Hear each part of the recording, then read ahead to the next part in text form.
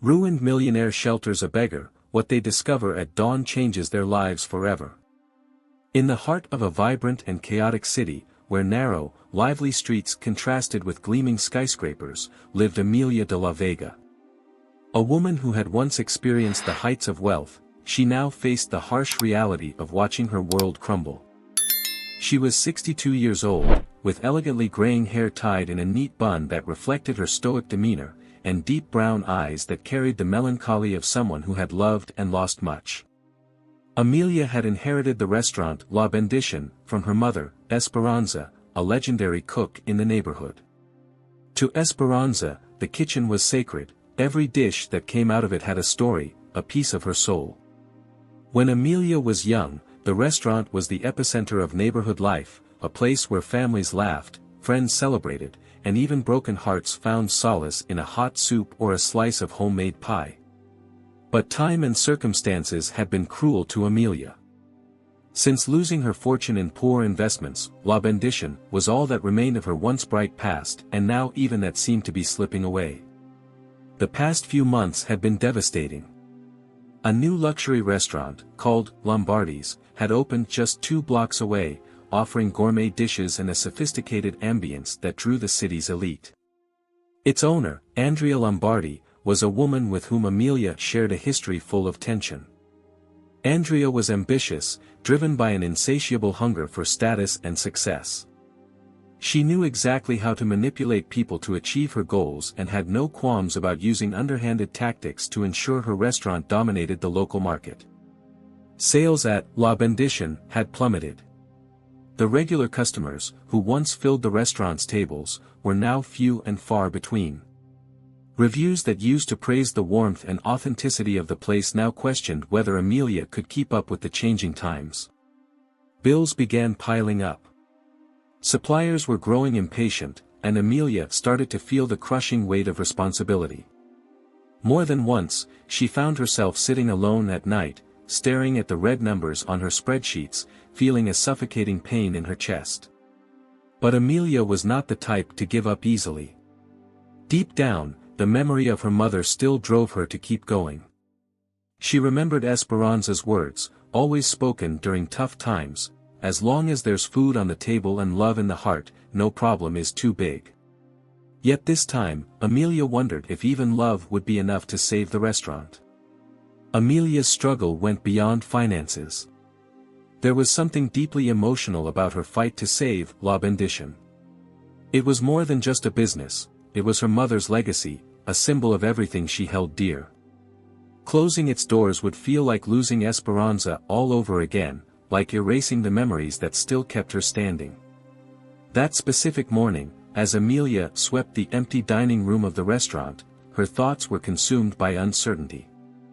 The polished tables seemed to reflect her sadness, and the walls, adorned with old photographs of happy moments with customers and friends, seemed to watch her with a kind of silent expectation.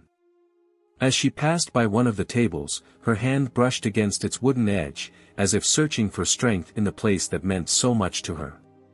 Christian, her loyal chef, entered the room with a worried expression. A man in his early 40s with a kind demeanor, Christian had worked at the restaurant since Esperanza's days. His loyalty to Amelia and La Bendición was unwavering, but even he was beginning to doubt if they could survive the storm that was brewing. "Amelia, we need to make some tough decisions," he said hesitantly, holding a list of supplies in his hand. "We don't have the money to restock. If we don't get more customers this week, I don't know how we'll keep going." Amelia took a deep breath and looked around the empty dining room. The thought of giving up lingered in her mind, but she knew that giving up meant letting her mother's legacy die, and that was something she wasn't ready to do. Her expression hardened, and she responded firmly. "Christian, I'm not letting La Bendición die. No matter what Andrea does, no matter how many people turn their backs on us. This place means something. We'll find a way." Christian nodded, though the worry in his eyes remained. He knew Amelia was strong, but the fight seemed increasingly impossible. Even so, her determination was something he couldn't ignore. Even on the worst days, there was a spark in her that seemed to light up the place. That same evening, as Amelia closed up the restaurant, she glanced at the old sign above the door, where the name, La Bendition, was hand-painted. The paint was faded but still legible.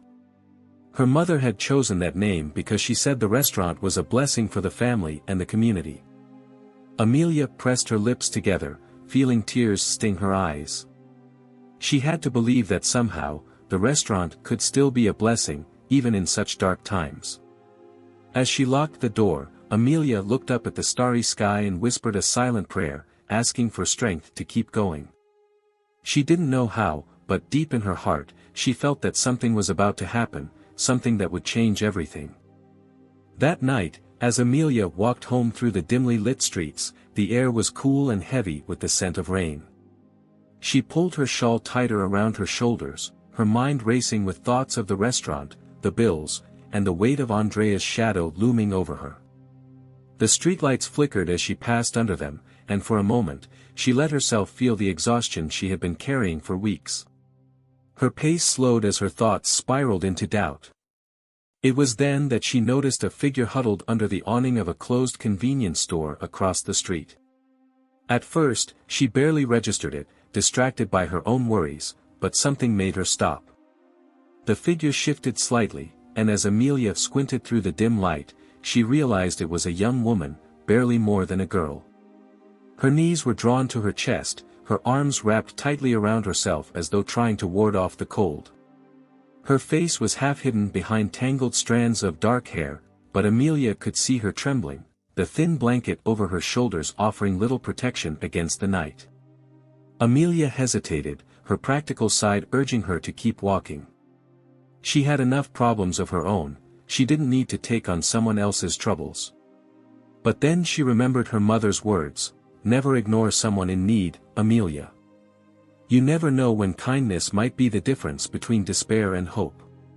Taking a deep breath, she crossed the street. "Excuse me," Amelia said softly, her voice carrying both warmth and caution. The girl flinched at first, startled, but then looked up. Her face was pale and gaunt, her cheeks smudged with dirt, and her eyes, deep brown, almost black, were filled with something Amelia recognized instantly, fear and exhaustion. I'm sorry," the girl stammered, her voice hoarse. "I'm not causing any trouble. I'll leave if you want." Amelia shook her head, her heart tightening at the sound of the girl's voice. It was the voice of someone who had been told too many times that they didn't belong. "You're not causing trouble," Amelia assured her. You look cold. Are you hungry?" The girl hesitated, her pride momentarily warring with her need. Finally, she nodded, her shoulders slumping in defeat. Amelia extended a hand. "Come with me. I have some leftover soup at my restaurant. It's not far." The girl's eyes widened in surprise. "Your restaurant?" "Yes," Amelia replied, offering a small smile. "It's not fancy, but it's warm. And so is the food." For a moment, the girl seemed to weigh the offer, glancing down the street as though considering running. But something in Amelia's expression, perhaps her gentleness, or the quiet authority in her voice, convinced her to accept. She stood shakily, clutching her blanket tightly around her shoulders, and followed Amelia without a word. When they reached La Bendition, Amelia unlocked the door and ushered the girl inside. The restaurant, though dimly lit, felt like a haven compared to the cold streets outside. Amelia switched on a single light in the kitchen, its golden glow casting soft shadows on the walls. She gestured for the girl to sit at one of the corner tables. "Wait here," Amelia said gently. "I'll heat up the soup."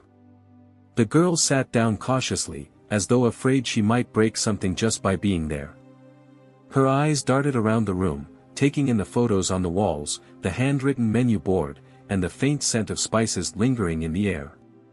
There was something about the place, its warmth, its history, that made her feel safe for the first time in months.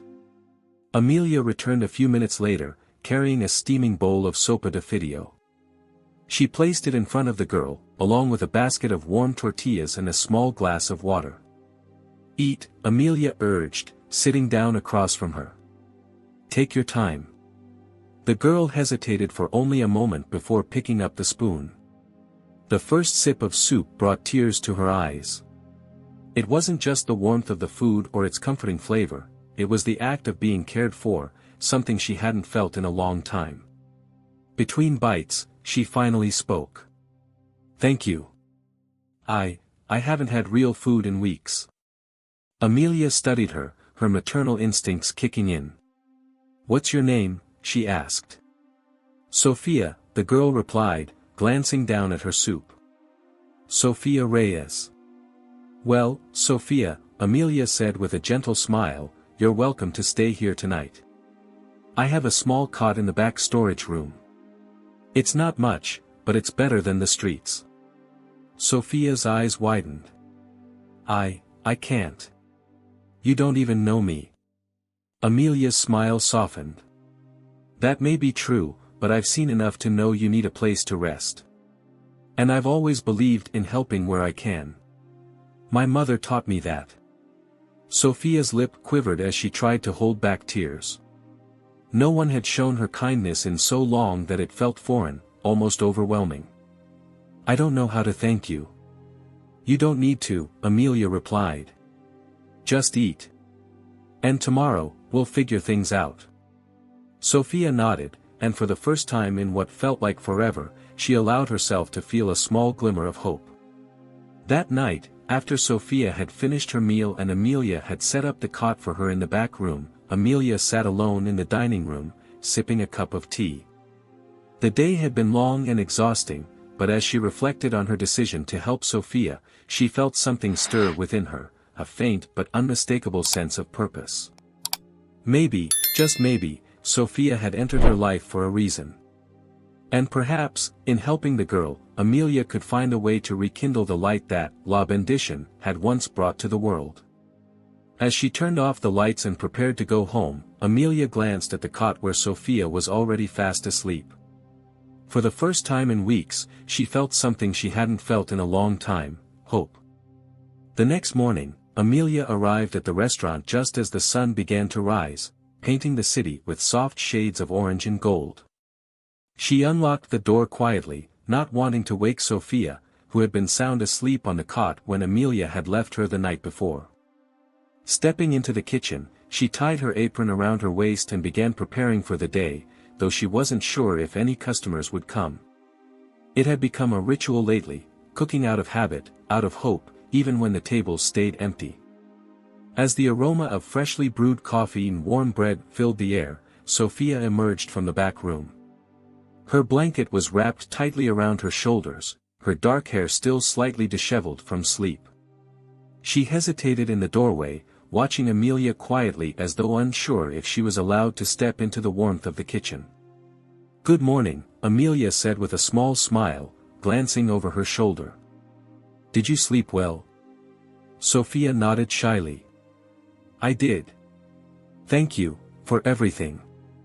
Amelia poured a second cup of coffee and placed it on the counter. Come. Sit. Breakfast is almost ready. Sophia hesitated, but the smell of food and the kindness in Amelia's voice coaxed her forward. She sat on a stool at the counter, her hands cupped around the warm mug of coffee as though trying to absorb its heat. You don't have to do all this for me, Sophia said quietly. I can leave if I'm in the way. Amelia turned to face her, her expression firm but gentle. You're not in the way, Sophia. No one should have to sleep on the streets, especially someone so young. Now eat. You'll feel better with something in your stomach. Sophia lowered her eyes, the warmth of Amelia's words wrapping around her like a second blanket. She couldn't remember the last time anyone had spoken to her with such care. Amelia served her a simple but hearty breakfast, scrambled eggs with tomatoes and onions, fresh tortillas, and a small bowl of black beans. As Sophia ate, Amelia busied herself in the kitchen, but her mind was already racing with questions. Who was this girl? Where had she come from? And why was she alone on the streets? Amelia wasn't one to pry, but she couldn't shake the feeling that Sophia's story was important, perhaps even intertwined with her own somehow.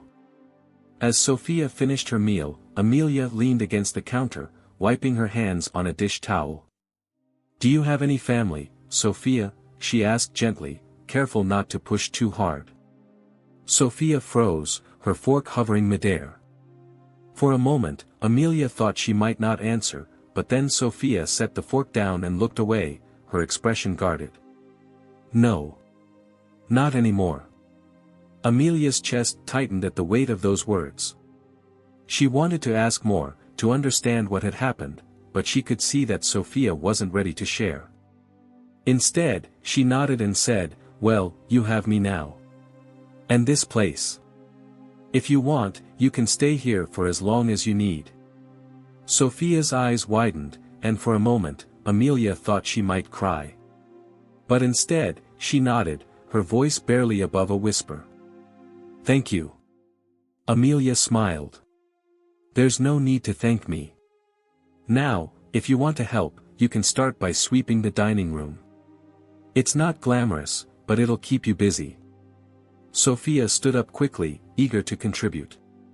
"I'd like that." As Sophia grabbed the broom and began sweeping, Amelia watched her quietly. There was something about the girl, her determination, her quiet strength, that reminded Amelia of herself at that age. She couldn't explain why, but she felt an overwhelming need to protect her, to give her the second chance she seemed to so desperately need. The day passed slowly, with only a handful of customers stopping by. Amelia's regulars, mostly older residents from the neighborhood, greeted her warmly but couldn't help commenting on the state of the restaurant. "It's so quiet these days," Señora Martinez said as she paid for her coffee. "You used to have people lining up outside, Amelia." Amelia forced a smile, but the comment stung more than she let on. "Times are tough," she replied. "But we're still here."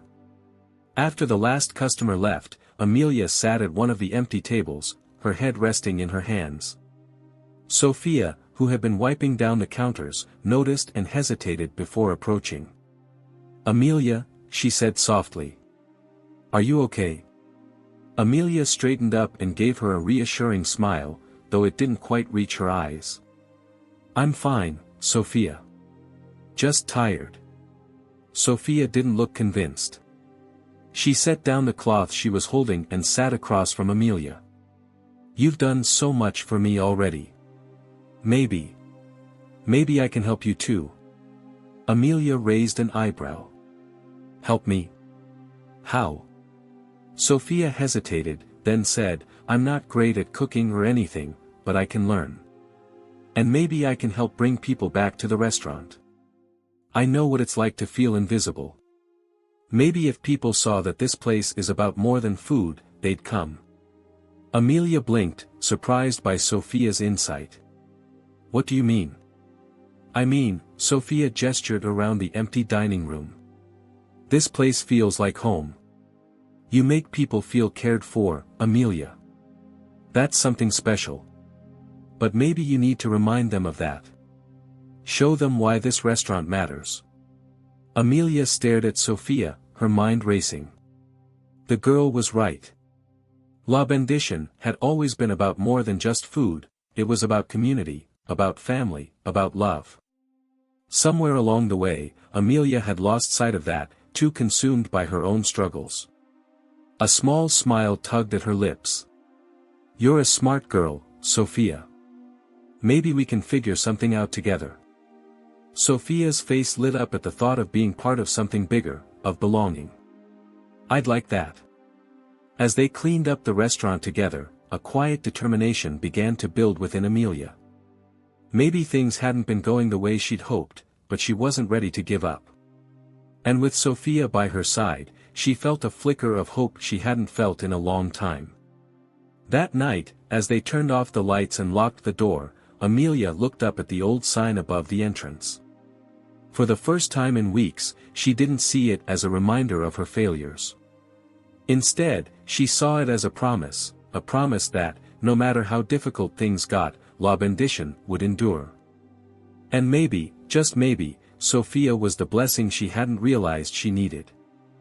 The next morning, Amelia and Sophia arrived at La Bendition earlier than usual. The city was still waking up, the streets quiet except for the occasional rumble of delivery trucks and the chirping of sparrows darting between rooftops. Amelia had a plan, well, the beginnings of one. Sophia's words the night before had stirred something inside her, and for the first time in weeks, Amelia felt the faint embers of inspiration. She wasn't entirely sure how to rekindle the restaurant spark, but she knew one thing: La Bendition had always thrived on connection. It was time to remind the neighborhood of that. Sophia, eager to prove herself useful, was already sweeping the sidewalk in front of the restaurant, humming softly to herself. Amelia, standing by the doorway, watched her with a mix of curiosity and affection. There was a lightness to the girl this morning, as if simply having a purpose, however small, was enough to begin healing some invisible wound. Amelia couldn't help but wonder what Sophia had endured to end up on the streets. She knew better than to push, but a part of her wanted to understand, to piece together the fragments of the young woman's story. Inside the restaurant, Amelia began pulling out ingredients for the day's menu. As she placed fresh vegetables on the counter, an idea struck her. She turned to Sophia, who had just walked in, her broom propped against the wall. "Sophia," Amelia said, her voice carrying an energy that Sophia hadn't heard before. "How are you with a paintbrush?" Sophia blinked, caught off guard by the question. "A paintbrush? I mean, I've used one before." "Why?" Amelia gestured toward the blank wall near the front of the dining room, where faded paint and years of wear had left it looking dull and lifeless. "This place needs more than just good food. It needs life, color, something that speaks to the heart of what we are. What do you think about painting a mural? Something that tells the story of this restaurant and the community." Sophia's eyes lit up, her face breaking into a hesitant smile. "You'd really let me do that?" "Of course," Amelia said firmly. "This is your home now too. If you have ideas, I want to hear them." Sophia's smile widened, a mix of gratitude and excitement shining in her expression. "I think I could do something. It might take a while, but I'd like to try." Amelia nodded, already imagining the possibilities. "Good. We'll start after the lunch rush, if we even get one." The morning passed quietly, with only a handful of customers trickling in. Amelia noticed Sophia watching them closely, studying their interactions with an intensity that seemed almost analytical. When Señora Martinez returned for her usual coffee and empanada, Sophia took the initiative to serve her, her movements careful and deliberate. Amelia watched from the kitchen, a flicker of pride warming her chest. As the lunch hour approached, Amelia decided to try something bold. She pulled out a chalkboard from the storage room, wiped off the faded remnants of an old menu special, and began writing in bold letters. "Today only, free coffee with every meal. Come taste the love of La Bendition." She placed the board outside the restaurant, angling it so that passers-by couldn't miss it. Sophia looked at the sign, then at Amelia, her brow furrowing slightly. "Won't that cost you money?" Sophia asked hesitantly. "It might," Amelia admitted, wiping her hands on her apron. "But sometimes you have to take a risk to remind people why they loved something in the first place. Besides, if they sit down for coffee, maybe they'll stay for dessert." Sophia nodded, impressed by Amelia's quiet determination. Together, they waited to see if the sign would draw anyone in. At first, nothing happened. The minutes ticked by, the street outside bustling with people who seemed too preoccupied to notice the restaurant. But just as Amelia began to wonder if the idea had been a mistake, a young couple stopped in front of the sign. They read it, exchanged a glance, and then stepped inside. Sophia greeted them with a smile, guiding them to a table by the window. Amelia, watching from the kitchen, prepared 2 cups of coffee and a basket of fresh bread to accompany their meals. As the couple ate, other people began to notice the sign, some of them pausing to read it, others venturing inside. By the time the lunch hour was in full swing, nearly every table was occupied, a sight Amelia hadn't seen in weeks. The sound of laughter and conversation filled the air, blending with the clinking of silverware and the faint strains of music from the old radio in the corner. Sophia moved through the dining room with surprising ease, her shyness giving way to a quiet confidence as she served customers and answered their questions. One woman, a young mother with 2 children, complimented Sophia on how welcoming the restaurant felt. "It's been so long since I've seen a place like this," the woman said, her voice warm. "There's something special about it. You can feel it as soon as you walk in." Sophia smiled, her cheeks flushing slightly. "That's all Amelia," she said, gesturing toward the kitchen. "She's the heart of this place." Amelia overheard the comment and felt a lump form in her throat. She wasn't used to being praised, especially not lately, but hearing Sophia say those words filled her with a sense of pride she hadn't felt in years. By the end of the day, Amelia and Sophia were exhausted but exhilarated. The sign had worked, drawing in a steady stream of customers throughout the afternoon. Amelia counted the day's earnings with a sense of cautious optimism. It wasn't enough to solve all their problems, but it was a step in the right direction. After closing the restaurant, Sophia sat at one of the tables, sketching rough ideas for the mural on a scrap piece of paper. Amelia joined her, a cup of tea in hand, and leaned over to look at the sketches. They were simple but full of heart, images of people sharing meals, children laughing, and a mother teaching her daughter how to cook. "These are beautiful, Sophia," Amelia said, her voice soft with admiration. "You've captured the spirit of this place perfectly." Sophia looked up, her eyes shining. "It's what I see when I think about La Bendition. It feels like home." Amelia placed a hand on Sophia's shoulder, squeezing gently. "That's exactly what it's meant to be." That night, as Amelia locked up the restaurant, she felt a quiet sense of hope settle over her. For the first time in what felt like forever, she wasn't just surviving, she was building something. And as she glanced at Sophia, who was carrying a box of paints and brushes they had found in storage, Amelia realized that she wasn't doing it alone. They walked home together under the glow of the streetlights, their conversation light and easy. The city around them felt less daunting, less cold, as if the warmth they were creating inside the restaurant had begun to spill out into the world beyond.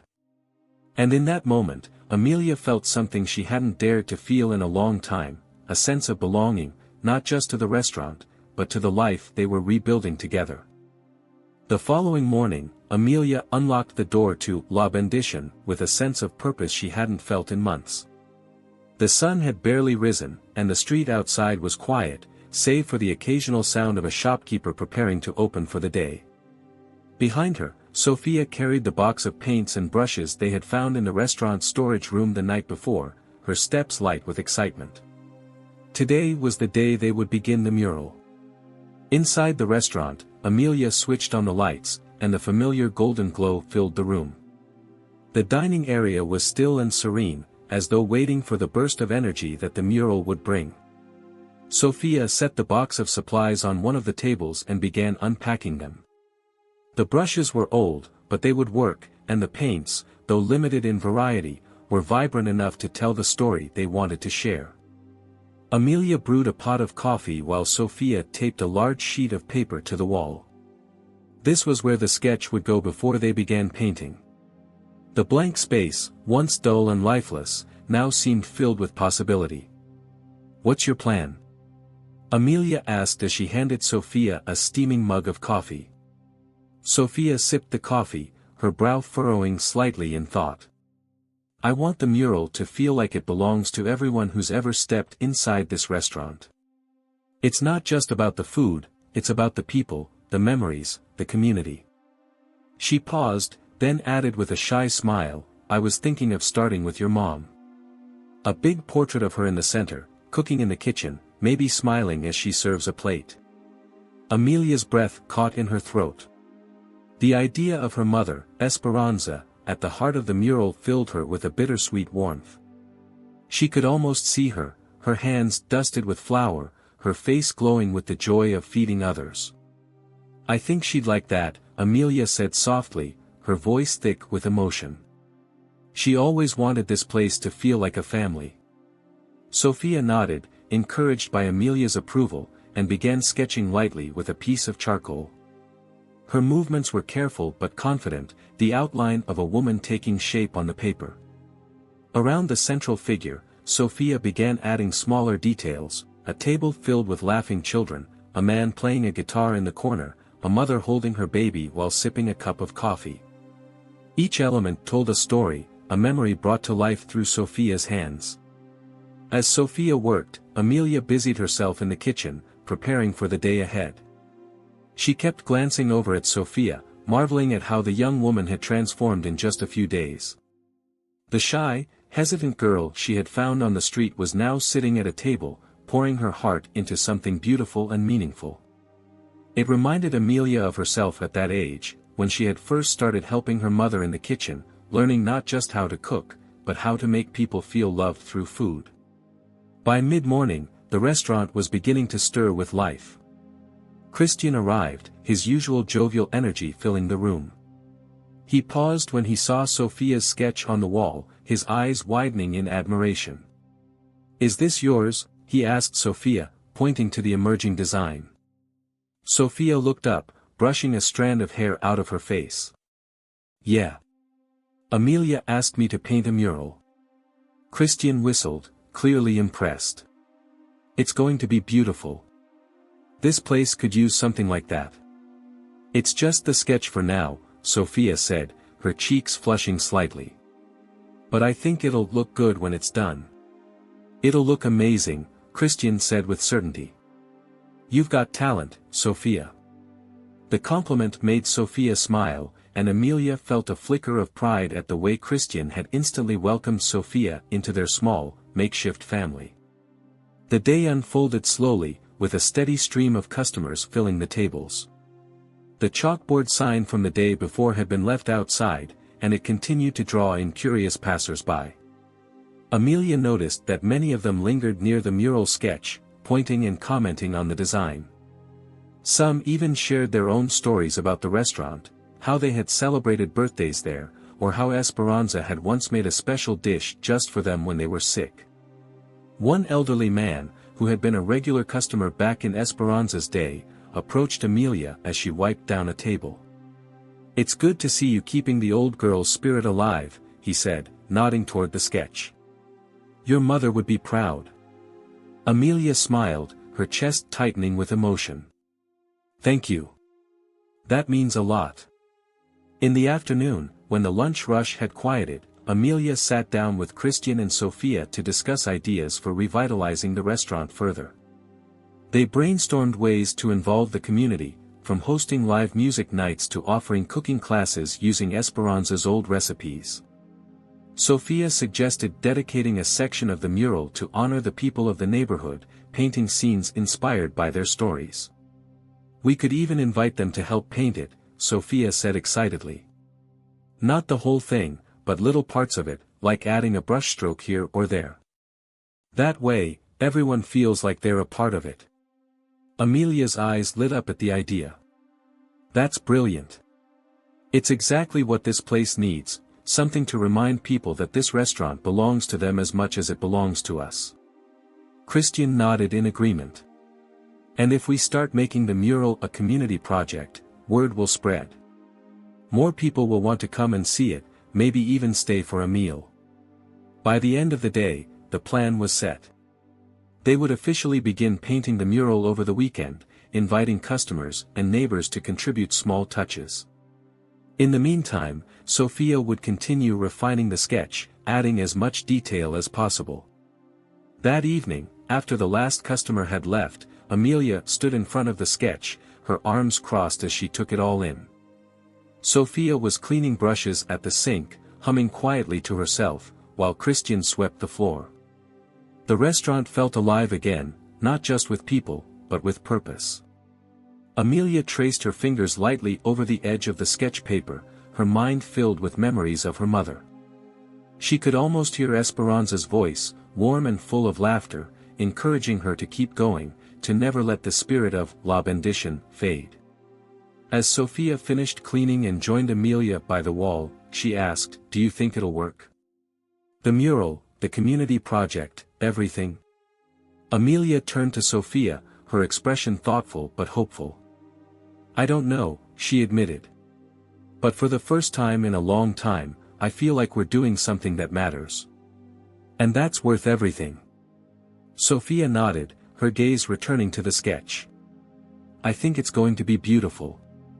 "It already is," Amelia said softly, her voice full of gratitude. The two of them stood there for a moment longer, side by side, their silhouettes framed by the warm light of the restaurant.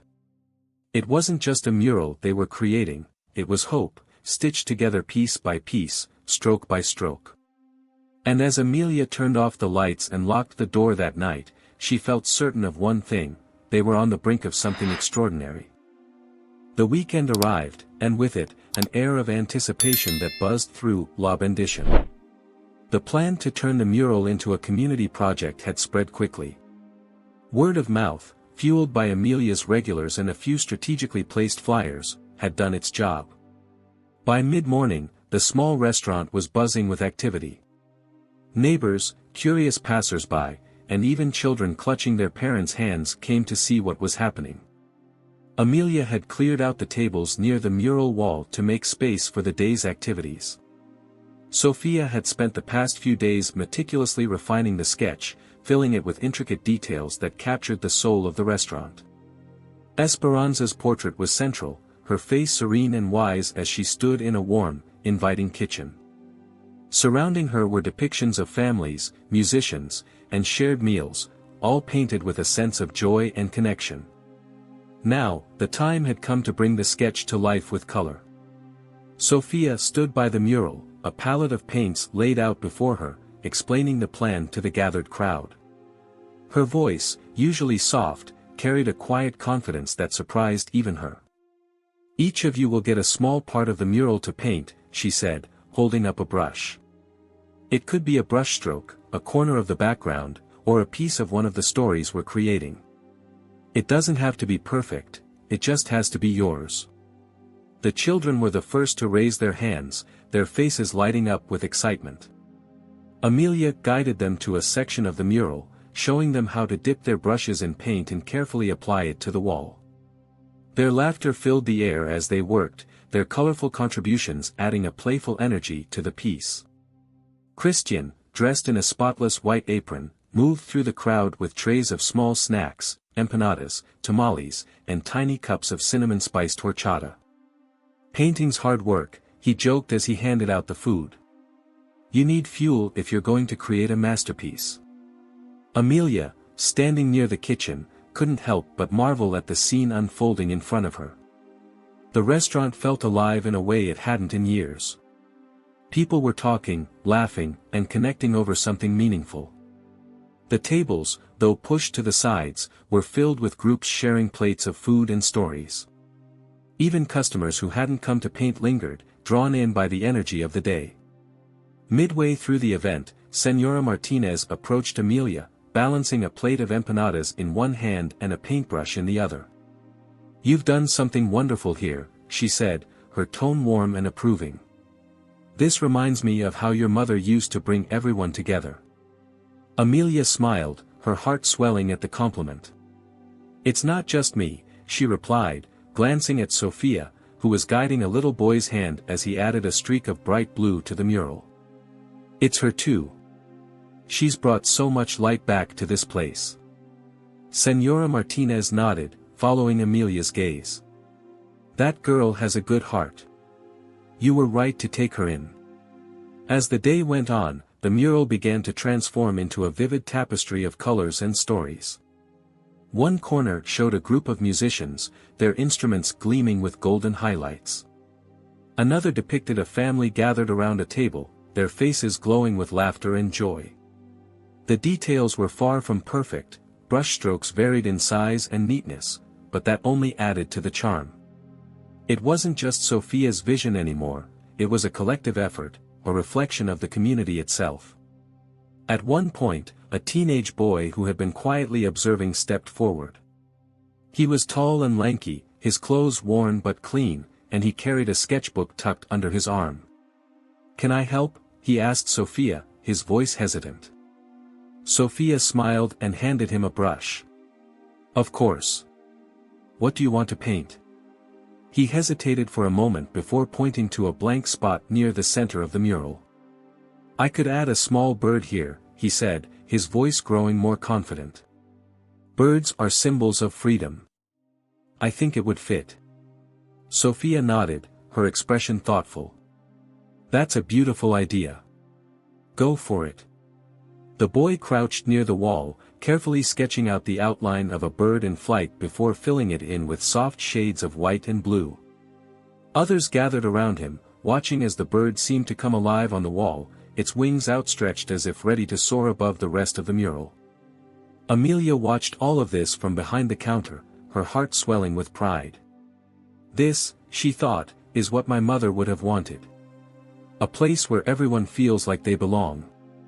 As the afternoon stretched into evening, the crowd began to thin, leaving only a handful of people still painting or lingering at the tables. The mural was far from finished, but it had already become a living, breathing piece of art. Sophia stood back to admire the progress, a streak of yellow paint smudged across her cheek. She was tired but radiant, the glow of accomplishment shining in her eyes. Christian walked over, holding 2 cups of cold agua fresca, and handed one to Sophia. "You've done something amazing today," he said, his voice genuine. "Look at all these people. Look at what you've created." Sophia blushed, glancing down at her paint-stained hands. "It wasn't just me. Everyone helped." Christian grinned. "True, but you gave them the chance. You gave them something to believe in." Amelia joined them, wiping her hands on her apron. "He's right, Sophia. This mural isn't just a painting, it's a symbol. It's a reminder of why this place matters." Sophia looked at the mural again, her expression thoughtful. "It feels like home," she said quietly. "For the first time in a long time, I feel like I'm part of something." Amelia placed a hand on Sophia's shoulder, squeezing gently. "You are. And you always will be." As the sun dipped below the horizon, casting the restaurant in warm, golden light, Amelia, Sophia, and Christian stood together, gazing at the mural. It wasn't complete, but it already carried the weight of so many stories, so much love. It was a work in progress, much like the restaurant itself, much like all of them. For the first time in months, Amelia felt an overwhelming sense of hope, not just for La Bendition, but for the future. With Sophia and Christian by her side, and the community rallying around them, she believed they could overcome anything. And as the stars began to twinkle in the evening sky, Amelia turned to her 2 companions and said, "This is just the beginning." The next morning, Amelia woke before dawn, as had become her habit since the mural project began. The quiet hours before the city stirred gave her time to think. As she stood in her small kitchen, sipping her first cup of coffee, she felt an unfamiliar but welcome lightness in her chest. The energy from the previous day still lingered, and for the first time in months, she wasn't waking up dreading the day ahead. When she arrived at La Bendition, the sun was just beginning to rise, casting a soft golden glow over the street. Sophia was already there, standing in front of the mural, her arms crossed as she studied the unfinished painting. A few empty paint cans and brushes sat nearby, remnants of yesterday's work. Her hair was pulled back into a messy ponytail, and her clothes were speckled with dried paint, but her focus was unwavering. "Good morning, Sophia," Amelia said as she approached, setting down her bag of groceries. Sophia turned and smiled, though there was a hint of exhaustion in her eyes. "Morning.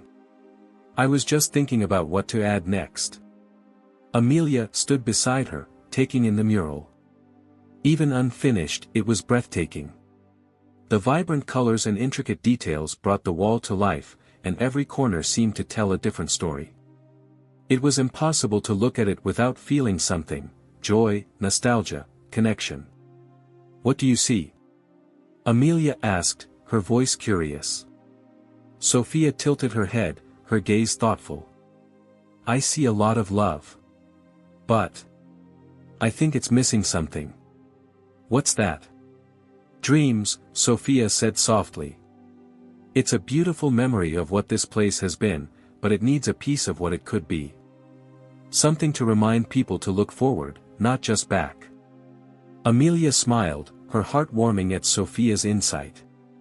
You're wise for your age, Sophia. My mother used to say the same thing, memories are important, but they're only half the story. Sophia glanced at her, surprised. Really? Amelia nodded. She always believed in building for the future, even when things seemed impossible. She used to say that the best days were always ahead, not behind. Sophia's face softened, her expression touched by Amelia's words. Then that's what we'll add, something for the future. Before they could continue the conversation, Christian arrived, whistling a cheerful tune as he carried a basket of fresh bread from a nearby bakery. Good morning, ladies, he said, setting the basket on one of the tables. What's the plan for today? More painting? More community magic? Both, Amelia said with a grin. And maybe a little dreaming too. Christian chuckled, pouring himself a cup of coffee. Dreams are good. Especially if they come with tamales. The three of them set to work, preparing the restaurant for another day. The momentum from the mural project had brought in more customers, and Amelia was determined to keep the energy alive. She spent the morning perfecting a new recipe, tres leches cake with caramel drizzle, while Sophia sketched new additions for the mural and Christian handled the growing lunch orders. Around midday, Sophia noticed a small group of children standing outside the restaurant, peering through the window at the mural. They were barefoot, their clothes worn and dusty, but their eyes were wide with curiosity. Sophia wiped her hands on a rag and stepped outside, crouching down to their level. Do you like the painting? She asked gently. One of the boys, no older than 8, nodded. It's really pretty. Is it for everyone? Yes, Sophia said with a smile. Would you like to help? The children's faces lit up, and they eagerly nodded. Sophia brought them inside, grabbing some small brushes and letting them paint a few simple strokes in the background. Amelia, watching from the kitchen, felt her heart swell. The restaurant, once quiet and struggling, now felt alive with laughter and purpose. As the day went on, more people stopped by, not just to eat but to see the mural and add their own small touches. A retired teacher painted a tiny stack of books in one corner. A street vendor added a cart filled with colorful fruit. An older couple painted a pair of clasped hands near the center, symbolizing love and partnership. Each addition brought new life to the mural, making it not just Sophia's creation, but a true reflection of the community. By evening, the restaurant was busier than Amelia had seen it in years. Every table was filled, and the sound of conversation and clinking dishes filled the air. Christian moved between tables, taking orders and joking with customers, while Sophia worked on the mural, her focus unwavering despite the bustling crowd. Amelia stood behind the counter, watching it all unfold. She could hardly believe the transformation that had taken place in such a short time. La Bendition wasn't just surviving, it was thriving. And it wasn't just because of the food or the mural. It was because of the people, the neighbors, the families, the strangers who had come together to create something beautiful. As the last customers finished their meals and the restaurant began to quiet down, Sophia stepped back from the mural, wiping her hands on her paint-streaked jeans. I think it's almost done, she said, turning to Amelia. Amelia walked over, her eyes scanning the mural. It was stunning. The central figure of Esperanza seemed to radiate warmth, her expression serene and welcoming. Around her, the stories of the community unfolded in vivid detail, each brushstroke a testament to the love and resilience of the people who had contributed. It's perfect, Amelia said, her voice filled with emotion. You've captured everything this place is. Sophia smiled, her eyes shining with pride. I couldn't have done it without you. As they cleaned up for the night, Amelia found herself reflecting on how far they had come. Just weeks ago, she had felt like she was carrying the weight of the world alone, her hope fading with every passing day. But now, with Sophia and Christian by her side, and the community rallying around them, she felt something she hadn't felt in years: joy. Before locking up, Amelia took one last look at the mural. In one corner, Sophia had added a small detail that Amelia hadn't noticed before: a tiny hummingbird, its wings outstretched, hovering near a flower. "Hummingbirds mean hope," Sophia said quietly, noticing Amelia's gaze. "They're small, but they're strong. Just like this place."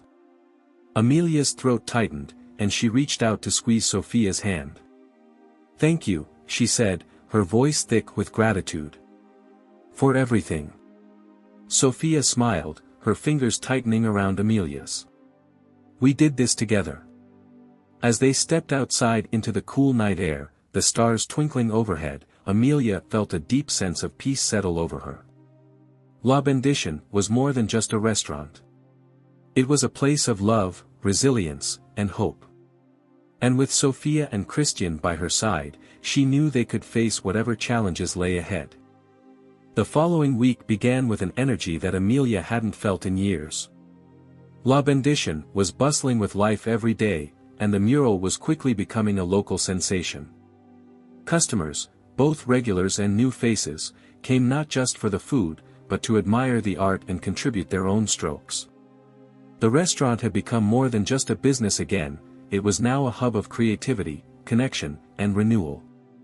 Amelia noticed how people lingered longer than they used to, chatting at their tables or admiring the mural in silence. They didn't just come to eat, they came to feel something.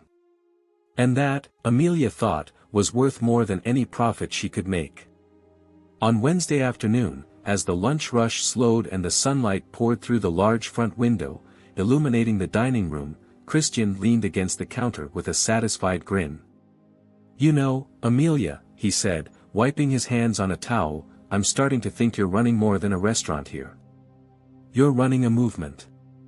Amelia chuckled, stirring a pot of soup on the stove. "A movement? Don't be ridiculous, Christian. I'm just trying to keep the lights on." Christian shook his head. "It's more than that. Look around. People don't just come here for the food. They come for the feeling, like they're part of something bigger." Amelia glanced out at the dining room. A young couple was seated by the mural, taking turns dipping their brushes into a tray of yellow paint to finish a corner of the sun in the background. An elderly man at another table was playing a soft tune on a guitar, his music blending with the gentle hum of conversation. Sophia was seated with a group of children at one of the long tables, showing them how to sketch simple flowers and vines on paper. Amelia smiled, her chest filling with a quiet pride. "Maybe you're right," she admitted. "But it's not just me. It's all of us." Christian raised his coffee cup in a mock toast. "To all of us, then." Before Amelia could respond, the doorbell jingled, and in walked a woman that Amelia hadn't seen in years. She froze, her hand gripping the edge of the counter as recognition settled in. It was Andrea Lombardi. Andrea, dressed in a sleek gray suit and expensive heels, looked out of place amid the warmth and color of La Bendition. Her sharp, calculating eyes scanned the room, pausing briefly on the mural before landing on Amelia. A faint smirk tugged at the corners of her mouth as she approached the counter. "Amelia," Andrea said, her tone polite but laced with something colder. "It's been a long time." Amelia straightened her shoulders, masking her surprise with a calm expression. "Andrea. What brings you here?" Andrea glanced around the restaurant, her smirk softening into something more unreadable. "I've been hearing things," she said, gesturing to the mural. "About this place. About you. And what exactly have you been hearing?" Amelia asked, her tone measured. "That La Bendition is thriving again," Andrea replied. "Which is surprising, considering the state it was in not too long ago." Amelia felt Christian's presence behind her, a quiet but steady reassurance. She met Andrea's gaze evenly. This place was never about just surviving. It's about more than that. Andrea's eyes flicked to the mural, lingering on the image of Esperanza in the center. For a moment, something flickered across her face. Was it recognition? Regret? But then it was gone, replaced by her usual cool composure. "Well, it seems you found your second wind," Andrea said. "But you should know that success doesn't last forever, Amelia. The restaurant business is unpredictable." Amelia's lips tightened. She knew Andrea well enough to recognize when she was planting seeds of doubt. But this time, Amelia didn't flinch. "Unpredictable, yes," Amelia said calmly. "But what we have here isn't just a business. It's a community. And that's something no one can take away." Andrea raised an eyebrow, her smirk returning. "We'll see about that." Without another word, Andrea turned and walked toward the door, her heels clicking sharply against the tiled floor. As she passed the mural, she paused briefly, running a hand along the edge of the wall. She didn't look back as she exited, the doorbell jingling softly in her wake. Christian exhaled loudly, breaking the tense silence. "What was that about?" "I don't know," Amelia admitted, her gaze fixed on the door. "But I doubt it's the last we've seen of her."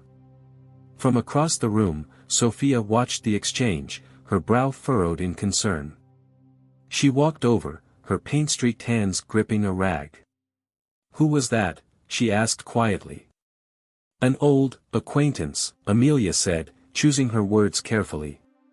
"She owns Lombardi's, the restaurant that's been trying to outshine us for months." Sophia's eyes narrowed. She didn't seem friendly. Amelia sighed, wiping her hands on her apron. "Andrea and I have a history. Let's just say she doesn't like seeing me succeed." Sophia hesitated, then said, "Well, whatever she's planning, we won't let her ruin this. Right?" Amelia smiled at Sophia's determination. "Right." The rest of the day passed uneventfully, but Andrea's visit lingered in Amelia's mind. She couldn't shake the feeling that it wasn't just a casual drop-in. Andrea didn't do anything casually. There was always a purpose, always a strategy. And whatever it was, Amelia knew she had to be ready. That evening, as the last customers left and the restaurant quieted, Amelia stood in front of the mural, her hands resting on her hips. The hummingbird Sophia had painted near the top seemed to glow in the soft light, its wings outstretched as if ready to take flight. It was a symbol of hope, of resilience. And it reminded Amelia that no matter what Andrea, or anyone else, tried to do, La Bendition wasn't just hers. It belonged to everyone who had poured their heart into it. Sophia joined her, leaning against the counter with a tired smile. "It's really coming together," she said, nodding toward the mural. "Every time I look at it, I see something new." Amelia nodded. "That's because it's alive. It's us. All of us." Sophia hesitated, then said, "Do you think she'll come back?" Amelia didn't need to ask who she was. "Yes," she said simply. "Andrea doesn't let things go. But we'll be ready." And as they locked up for the night, walking together under the soft glow of the streetlights, Amelia felt a quiet resolve settle over her. No matter what Andrea's next move was, she wouldn't face it alone. She had Sophia, Christian, and an entire community behind her. And for the first time in a long time, Amelia knew she had the strength to fight for what mattered most. The next few days at La Bendition were a whirlwind of activity and progress. The mural was almost complete, with only a few final details remaining. It had become a landmark in the neighborhood, a place where people stopped to admire the art, leave a brushstroke, or simply sit and feel the energy of the space. But in the back of Amelia's mind, Andrea's visit loomed like a shadow.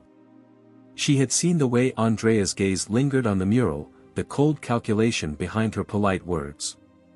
Whatever Andrea was planning, it wasn't over.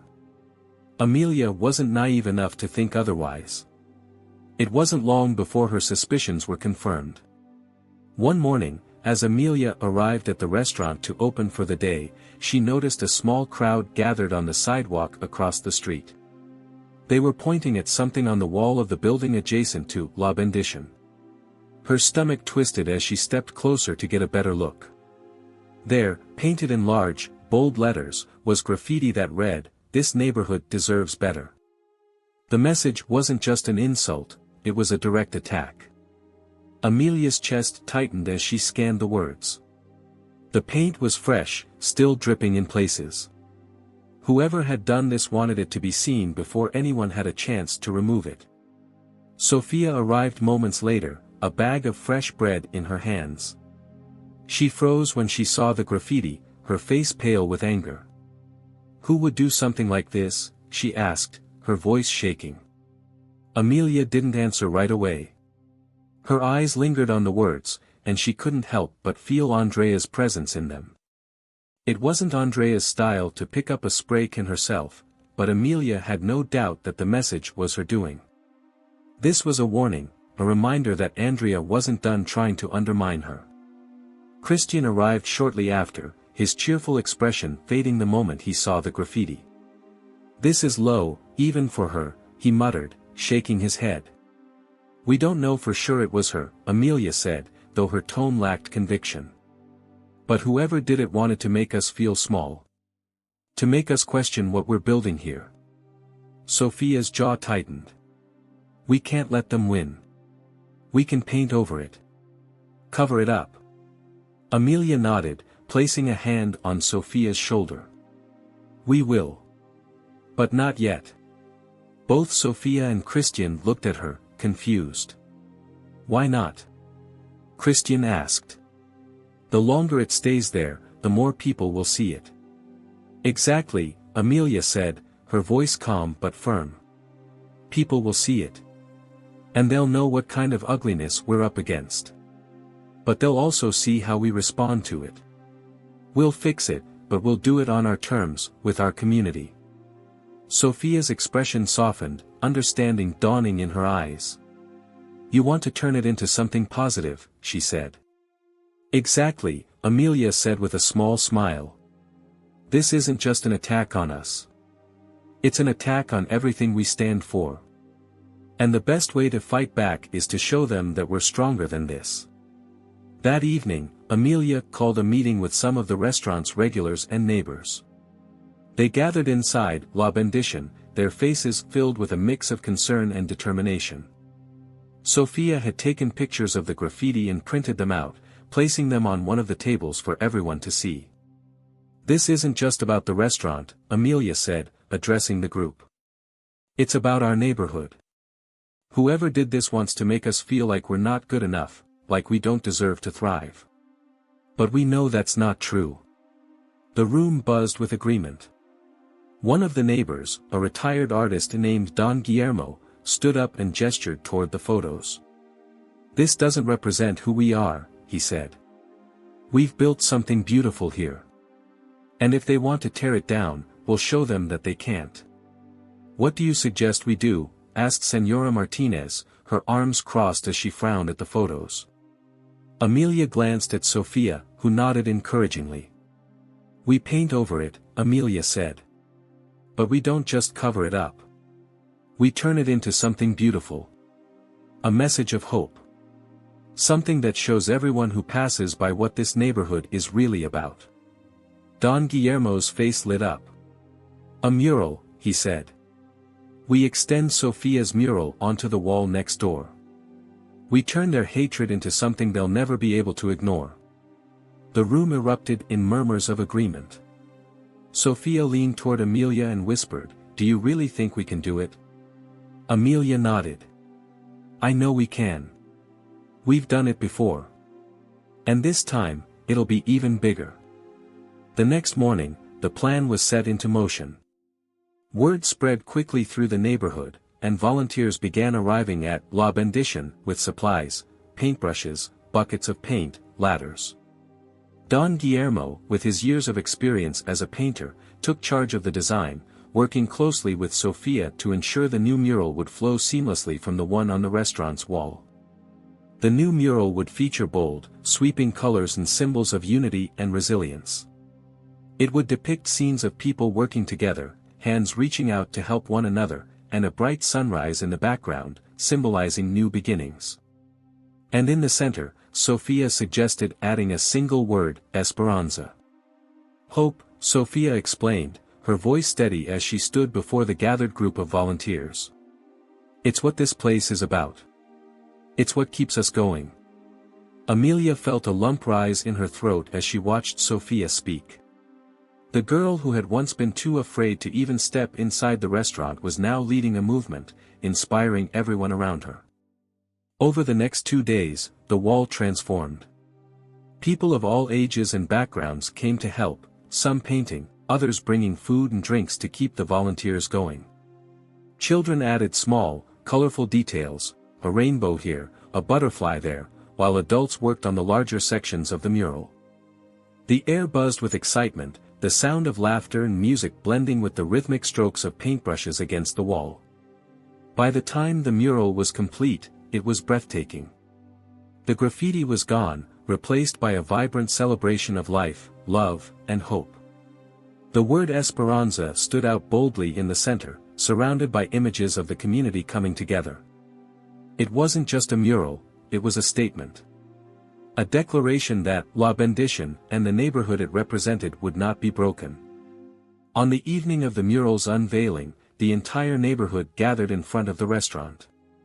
Christian had set up tables outside, serving food and drinks to the crowd, while a local musician played upbeat tunes on his guitar. Amelia stood at the center of it all, her heart full as she looked out at the faces of her friends, neighbors, and customers. When it was time to unveil the mural, Sophia stepped forward, her voice steady and clear. "This mural isn't just art," she said, addressing the crowd. "It's proof that we're stronger together. That no matter what anyone says or does, we can rise above it. This is who we are. This is our Esperanza." The crowd erupted in applause, their cheers echoing through the streets. Amelia felt tears prick at her eyes as she looked at Sophia, who stood tall and proud in front of the mural. She thought of her mother, of everything Esperanza had built and the legacy she had left behind. And as the sun set over the neighborhood, casting a warm golden light over the mural, Amelia knew that they had not only reclaimed their space, they had reclaimed their hope. The days following the unveiling of the mural were nothing short of magical. The neighborhood buzzed with a newfound energy, and La Bendición became the heart of it all. People from other parts of the city began visiting, drawn by stories of the mural and the restaurant that had defied the odds. Amelia, Sophia, and Christian barely had a moment to catch their breath as the dining room stayed packed from morning until night. One morning, as Amelia was kneading dough for a batch of fresh empanadas, Christian burst into the kitchen with a grin that stretched from ear to ear. He was holding a folded newspaper in his hand. "Amelia," he said, waving the paper. "You need to see this." Amelia wiped her hands on her apron and took the paper. The headline read, "Art and Resilience, a Neighborhood's Triumph Over Adversity." Beneath it was a photo of the mural, with Sophia standing proudly in front of it, paintbrush in hand. Amelia's chest swelled with pride as she scanned the article. It told the story of how La Bendición had brought the community together, turning an act of vandalism into a symbol of hope. The writer praised the restaurant's food, the warmth of its atmosphere, and the power of the mural. But what touched Amelia the most was the way the article highlighted Sophia's role in the transformation. "She's famous now," Christian said, nudging Sophia, who had just walked in and immediately froze when she saw the paper. Sophia's eyes widened as she stared at her own photograph. "Wait, is this me?" she stammered, pointing at the image. Amelia chuckled, placing a hand on Sophia's shoulder. "It's you, Mija. You've earned this." Sophia blushed, her gaze dropping to the floor. "I didn't do it alone. We all did this." "That may be true," Christian said, leaning against the counter, but someone has to take the credit for being the spark. And that's you. Sophia smiled shyly, but Amelia could see the pride in her expression. The girl who had once been afraid to be seen was now inspiring others. It was a transformation that left Amelia in awe. Later that afternoon, the restaurant was bustling as usual. Families filled the tables, children giggled over their plates of arroz con leche, and the sound of clinking glasses filled the air. Sophia was seated at a corner table, flipping through a sketchbook while occasionally glancing up to admire the mural. Amelia was behind the counter when the door opened, and she looked up to greet the newcomer. Her smile faltered when she saw who it was. Andrea Lombardi. Dressed in another tailored suit and heels that clicked sharply against the tiled floor, Andrea walked into the restaurant with an air of authority. Her sharp eyes scanned the room, briefly lingering on the crowded tables and the mural before landing on Amelia.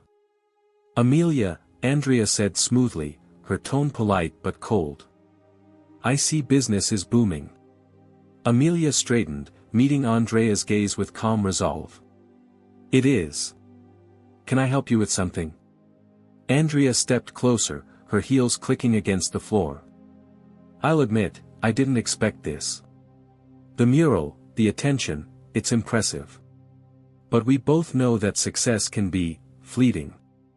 Amelia's jaw tightened, but she kept her voice steady. "If you have something to say, Andrea, say it." Andrea smirked, pulling out a sleek business card and placing it on the counter. "I'm offering you a way out. A chance to leave on top." Amelia frowned, picking up the card. It bore the name of a prominent real estate developer along with a phone number. She looked up at Andrea, confused. "What is this?" "A buyout," Andrea said, her voice cool and measured. "The developer I work with is interested in this property. They're offering you more money than this place is worth. Enough to retire comfortably, to leave all of this behind without having to worry about what comes next." Amelia stared at the card, her heart pounding.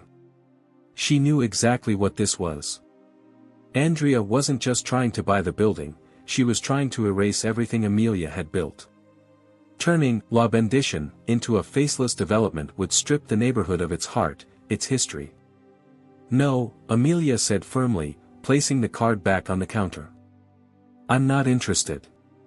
Andrea arched an eyebrow, clearly unimpressed. "You should think about it, Amelia. Success like this doesn't last forever. And when it fades, you'll wish you had taken the money." Amelia stepped closer, her voice steady and filled with conviction. "This restaurant isn't just a building, Andrea. It's memories. It's community. It's family. You can't put a price on that."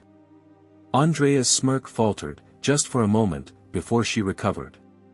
She picked up the card and tucked it back into her pocket. "Suit yourself. But don't say I didn't warn you." She turned on her heel and walked out, her heels echoing against the floor. Amelia watched her go, a mixture of anger and determination burning in her chest. Sophia approached cautiously, having witnessed the exchange from her table. "What did she want?" she asked. Amelia took a deep breath, exhaling slowly. "She wants to buy the restaurant." Sophia's eyes widened in shock. "Buy it? But, you're not selling, right?" "Of course not," Amelia said firmly. "This place is too important to give up. She doesn't understand that." Sophia nodded, her expression softening with relief. "Good. Because this place, it's more than a restaurant. It's home." Amelia smiled, placing a hand on Sophia's shoulder. "Exactly." That evening, as Amelia locked up the restaurant, she couldn't shake the encounter with Andrea from her mind. The woman's words echoed in her thoughts, "Success like this doesn't last forever." But as Amelia stepped outside and looked up at the mural, bathed in the warm glow of the streetlights, she felt her resolve harden. Andrea didn't understand what La Bendition stood for. It wasn't just a business or a trend, it was a beacon of hope, a symbol of resilience. And Amelia wasn't going to let anyone take that away. As she walked home with Sophia by her side, the city quiet around them, Amelia felt a quiet strength settle in her chest. They had fought too hard to let someone like Andrea unravel everything they had built. Whatever challenges lay ahead, Amelia knew one thing for certain: she wasn't fighting alone. Sophia glanced up at her, her expression thoughtful. "Do you think she'll give up?" she asked. Amelia shook her head, a small smile playing on her lips. "Andrea? No. But neither will we." Sophia grinned, the confidence in Amelia's voice bolstering her own. Together, they continued walking, the mural behind them standing tall as a testament to everything they had overcome, and everything they still would.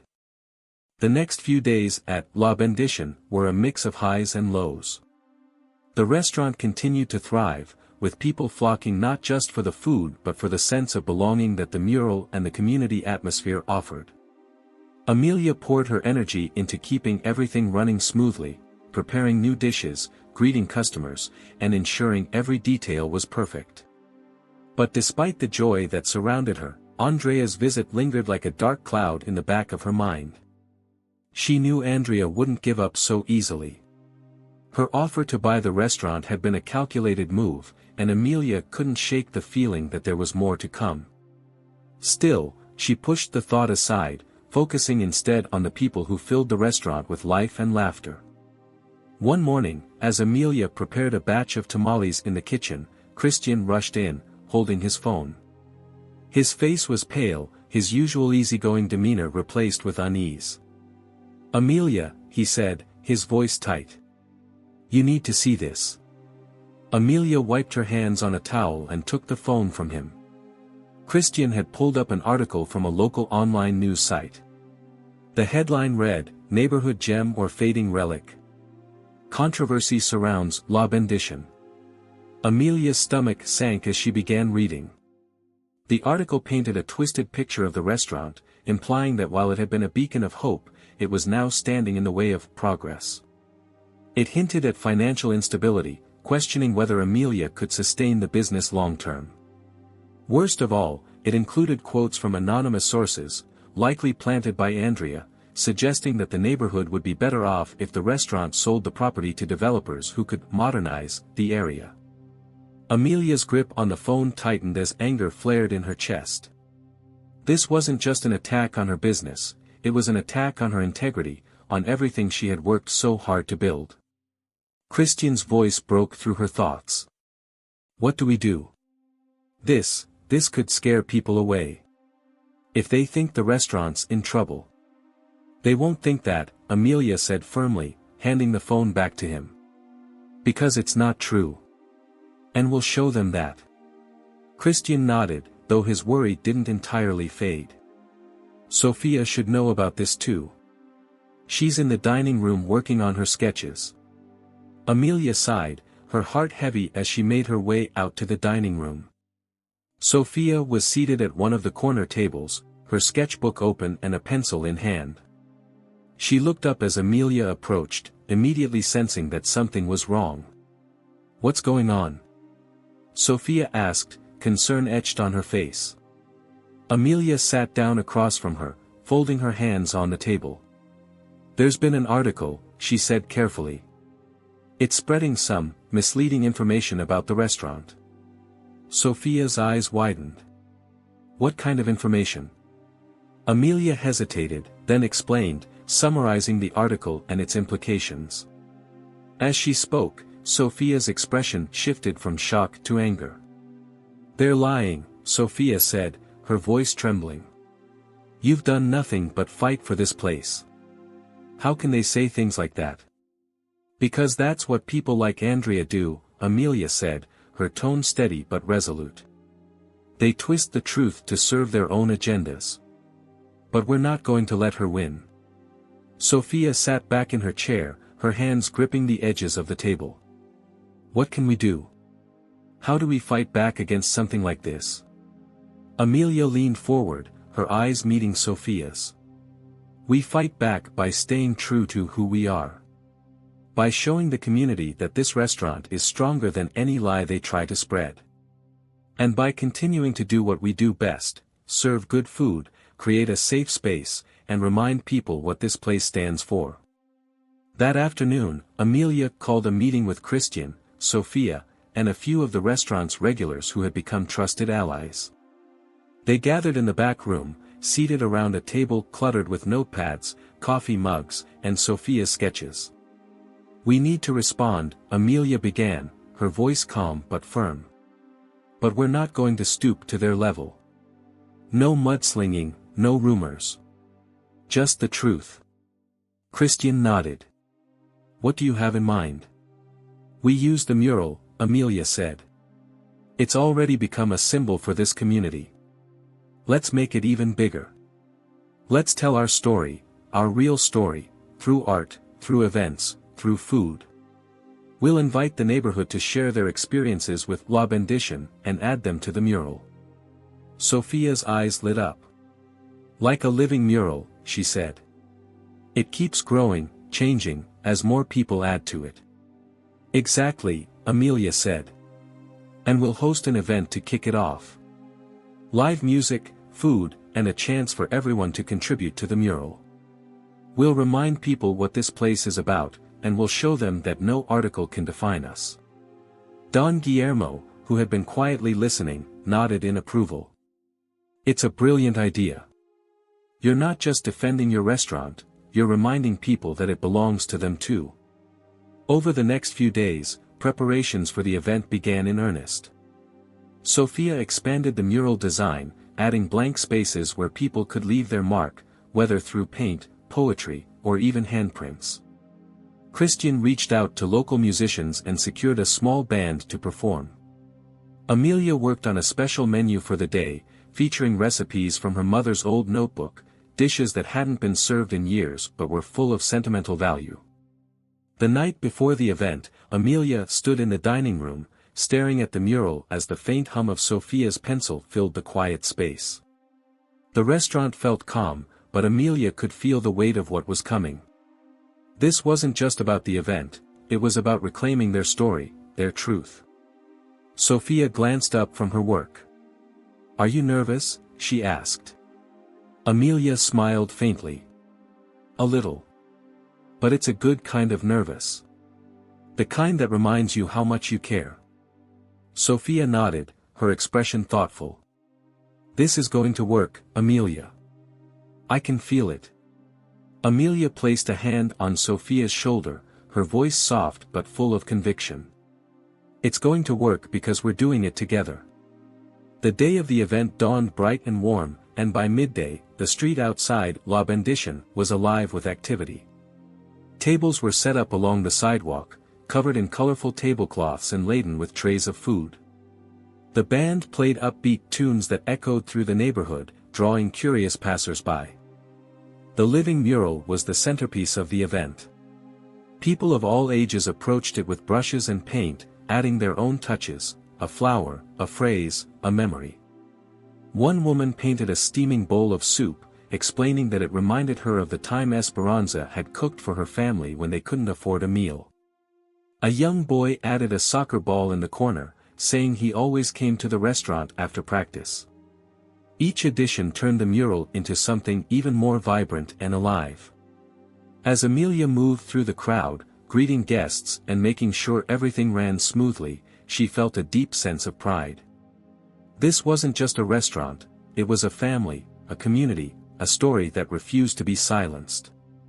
By the time the sun began to set, the mural was a kaleidoscope of colors and stories, each brushstroke a testament to the resilience and love that had kept La Bendition alive.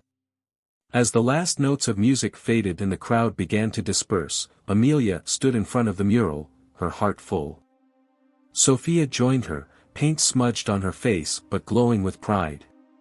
"We did it," she said softly.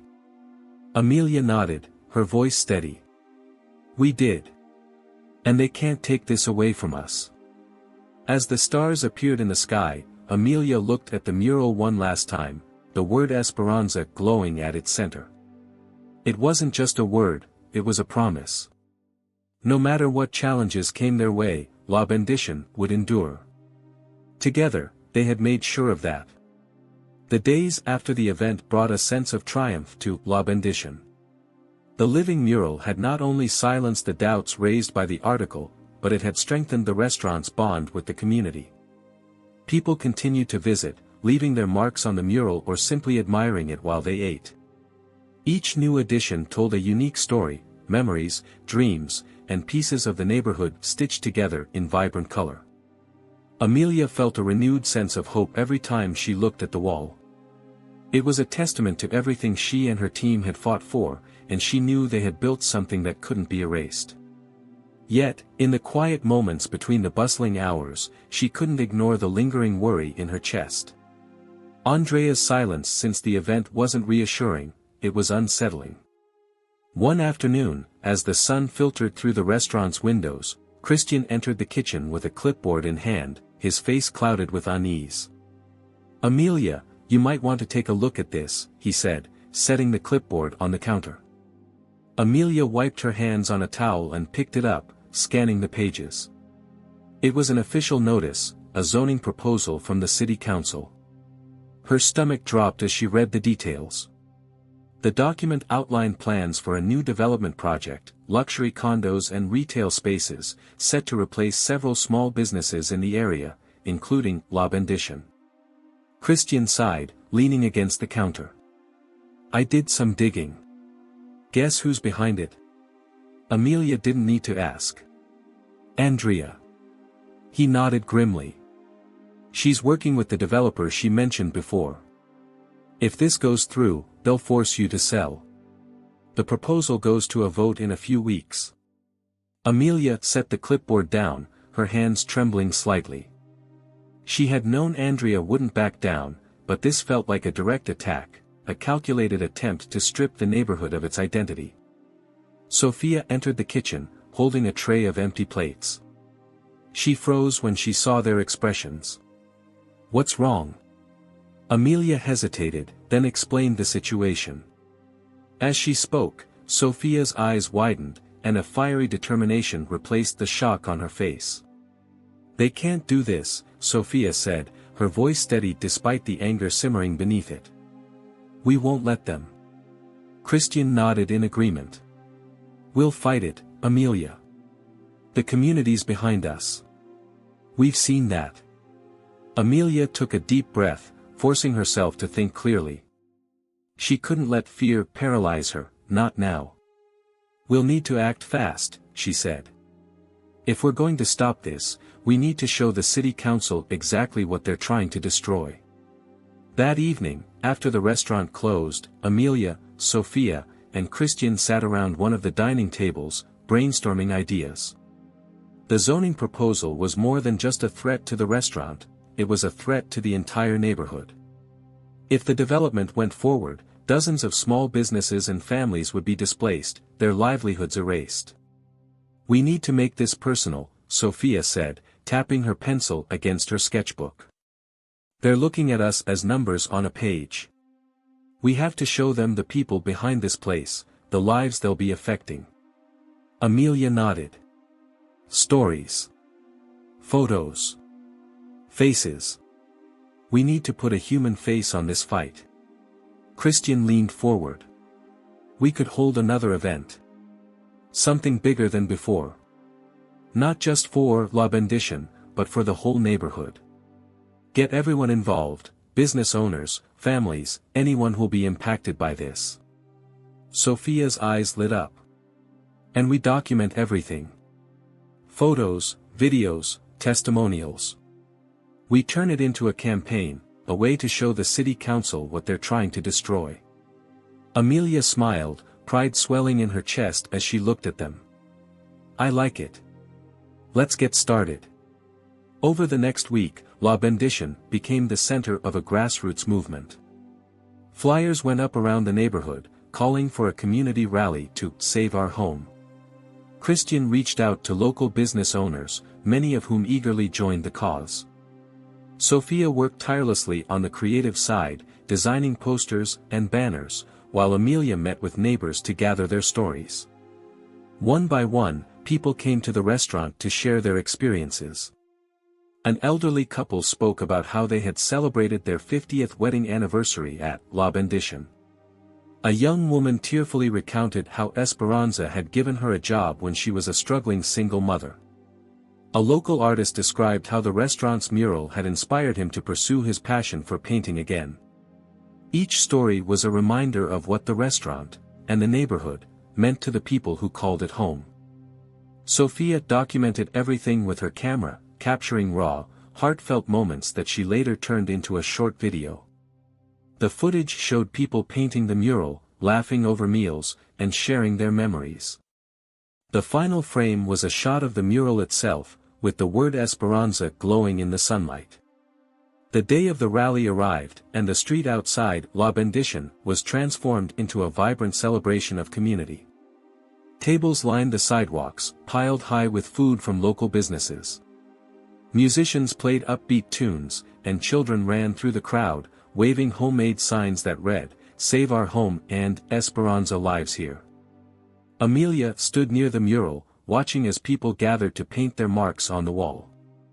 The living mural had grown into something extraordinary, its colors and stories spreading far beyond the restaurant. It was a visual representation of everything they were fighting for. Christian handed her a microphone, pulling her attention back to the moment. "It's time, Amelia," he said, smiling. "You've got this." Amelia nodded, stepping up onto a small stage that had been set up in front of the restaurant.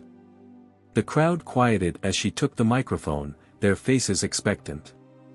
"Thank you all for being here today," Amelia began, her voice steady despite the emotion welling in her chest. "When my mother, Esperanza, opened this restaurant, she wanted it to be more than just a place to eat. She wanted it to be a home, a place where everyone felt welcome, where everyone had a seat at the table. And over the years, that's exactly what it's become. Not because of me, but because of all of you." She paused, her gaze sweeping over the crowd. "Now, there are people who want to take that away. They see this neighborhood as nothing more than land to develop, businesses to replace, and people to displace. But we know the truth. This neighborhood isn't just buildings and streets, it's memories, relationships, and dreams. And that's something no development can replace." The crowd erupted into cheers, their voices echoing down the street. Amelia glanced at Sophia, who was standing near the mural with her camera, capturing every moment.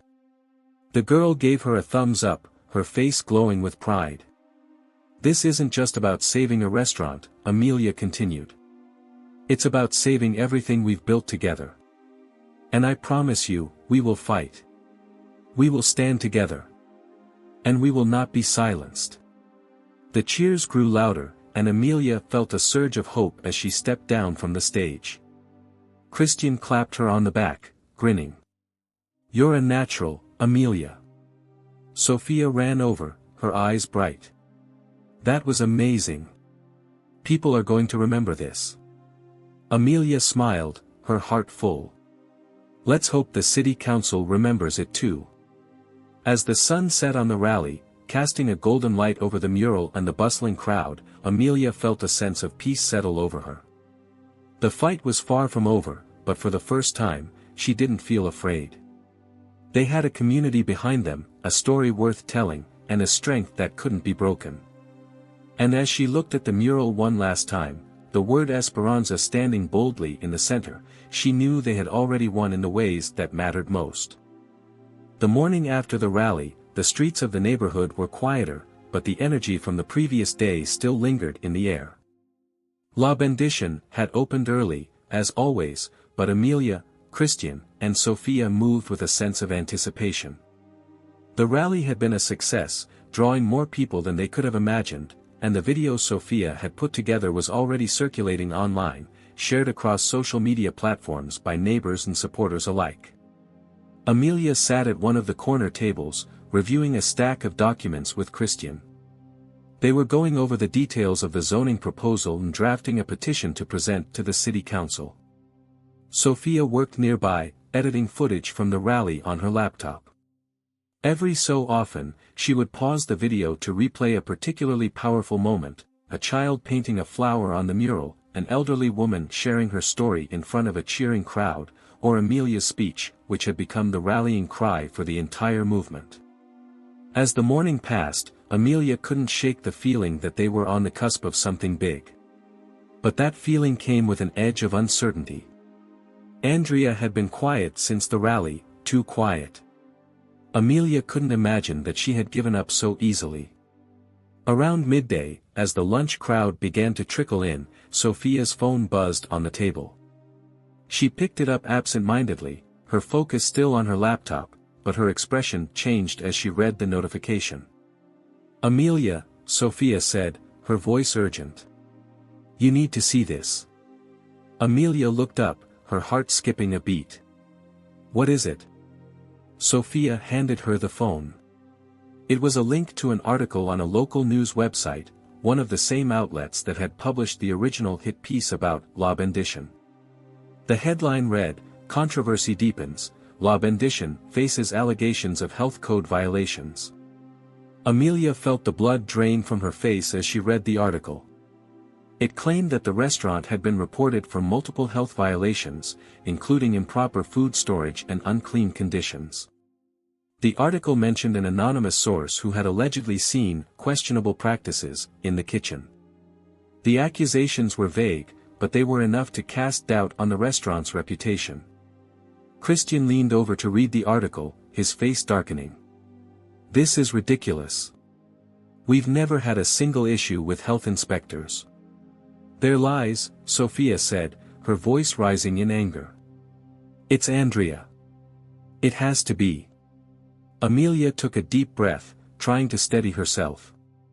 The accusations weren't true, but she knew how damaging they could be. It didn't matter if they had a spotless record, people would read the headline and assume the worst. "We need to respond," Amelia said finally.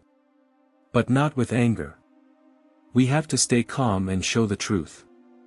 Within hours, Amelia and Christian were on the phone with the local health department, requesting an immediate inspection to clear their name. The department agreed to send an inspector the next morning, and though Amelia was confident they would pass with flying colors, the thought of Andrea's shadow over their reputation filled her with frustration. Sophia, meanwhile, took to social media, posting a video from inside the restaurant's kitchen. She filmed Amelia and Christian at work, showing the pristine counters, the properly stored ingredients, and the care they put into every dish. "This is the heart of La Bendition," Sophia said in the voiceover, her tone steady but passionate. "A place built on love, integrity, and community. Don't believe the lies, come see for yourself." The post quickly gained traction, with dozens of supportive comments pouring in. Regular customers shared their own stories of dining at the restaurant, praising its cleanliness and quality. The hashtag #DefendLaBendition began trending locally, and Amelia was touched by the outpouring of support. But the next morning brought another challenge. The health inspector arrived promptly at 9 a.m., clipboard in hand. Amelia greeted him at the door, her nerves hidden behind a calm exterior. Christian and Sophia stood nearby, their expressions tense but resolute. "Thank you for coming on short notice," Amelia said, leading the inspector into the kitchen. "We're ready for you to take a look at everything." The inspector nodded, his demeanor professional but not unkind. "Let's get started." For the next hour, the inspector examined every corner of the kitchen, checking the cleanliness of surfaces, the temperatures of refrigerators, and the storage of ingredients. He asked questions about procedures, which Amelia and Christian answered with confidence. Sophia documented the process with her camera, determined to show their supporters, and their detractors, that La Bendition had nothing to hide. By the time the inspection was over, the inspector's expression had softened. He flipped through his notes, then looked at Amelia with a small smile. "You've passed," he said. "Everything here is in excellent condition. In fact, this is one of the cleanest kitchens I've seen in a long time." Relief washed over Amelia, and Christian let out a triumphant laugh. "Thank you," Amelia said, her voice filled with gratitude. "I appreciate you taking the time to come." The inspector handed her a copy of the report, which confirmed their perfect score. "I'll be filing this with the department today. If anyone questions your practices, you can refer them to this report." As the inspector left, Amelia turned to Sophia and Christian, holding up the report like a trophy. "We did it," she said, a smile breaking across her face. Sophia grinned, already framing the report with her camera. "This is going online right now." The health inspection victory was a turning point. Sophia's post about the report went viral, and the support for La Bendition grew stronger than ever. Customers packed the restaurant, eager to show their solidarity, and the hashtag #DefendLaBendition became a rallying cry for the neighborhood. But Andrea's attacks hadn't gone unnoticed by the community. People began to talk openly about the harm her development plans would cause, and the tide of public opinion started to turn against her. Amelia, ever composed, refused to publicly name Andrea as the source of the attacks, but the implication was clear. One evening, after the dinner rush had finally slowed, Amelia sat in the dining room with Christian and Sophia. The three of them were exhausted but hopeful, their bond stronger than ever after the week's challenges. "You know," Sophia said, leaning back in her chair, "for every challenge Andrea throws at us, we come out stronger. It's like she's making us better without meaning to." Amelia chuckled, shaking her head. "If she knew that, it would probably drive her crazy." Christian grinned. "Good. Let her be crazy. We've got this." Amelia smiled, but her thoughts lingered on Andrea. She knew this wasn't over, not yet. But as she looked around the room, at the mural that now stretched across two walls, at the customers laughing and sharing meals, and at Sophia and Christian sitting beside her, she felt a quiet certainty. Whatever came next, they were ready. The following week brought an unexpected calm to La Bendition. Business was thriving, the kitchen was buzzing with life, and the community continued to show their unwavering support. The perfect health inspection report was now proudly displayed on the wall near the counter, framed in polished wood for everyone to see. Customers often stopped to read it, smiling as they nodded their approval. The attacks from Andrea, while damaging, had backfired. Instead of tearing the restaurant down, they had only strengthened its reputation. But Amelia knew better than to relax entirely. Andrea wasn't the kind of person to accept defeat quietly. Something still lingered in the air, an uneasy sense that another storm was brewing. One afternoon, while Sophia was touching up a small section of the living mural and Christian was unpacking a new delivery of ingredients, a deliverman arrived at the door carrying an envelope stamped with the city council's logo. Amelia's heart skipped a beat as she took the envelope, her hands steady but her mind racing. She knew what this was. She opened it carefully, her eyes scanning the first few lines. It was official, the zoning proposal would be brought before the city council for a final vote in just 2 weeks. "What is it?" Sophia asked, noticing Amelia's tense expression. Amelia held up the letter. "The vote is happening in 2 weeks." Christian set down the box he was carrying and walked over, glancing at the letter. 2 weeks. That's not much time. "It's enough," Amelia said, her voice calm but resolute. "We've been building our case for weeks. We'll make them listen." Sophia nodded firmly, but her brows furrowed in concern. "What if Andrea tries something again? She's not going to just sit back and let us win." "She'll try," Amelia said, her voice steady. "But we'll be ready." The next 2 weeks became a whirlwind of preparation. Amelia, Christian, and Sophia worked tirelessly, gathering signatures for their petition, organizing community meetings, and collecting even more testimonials from neighbors and customers.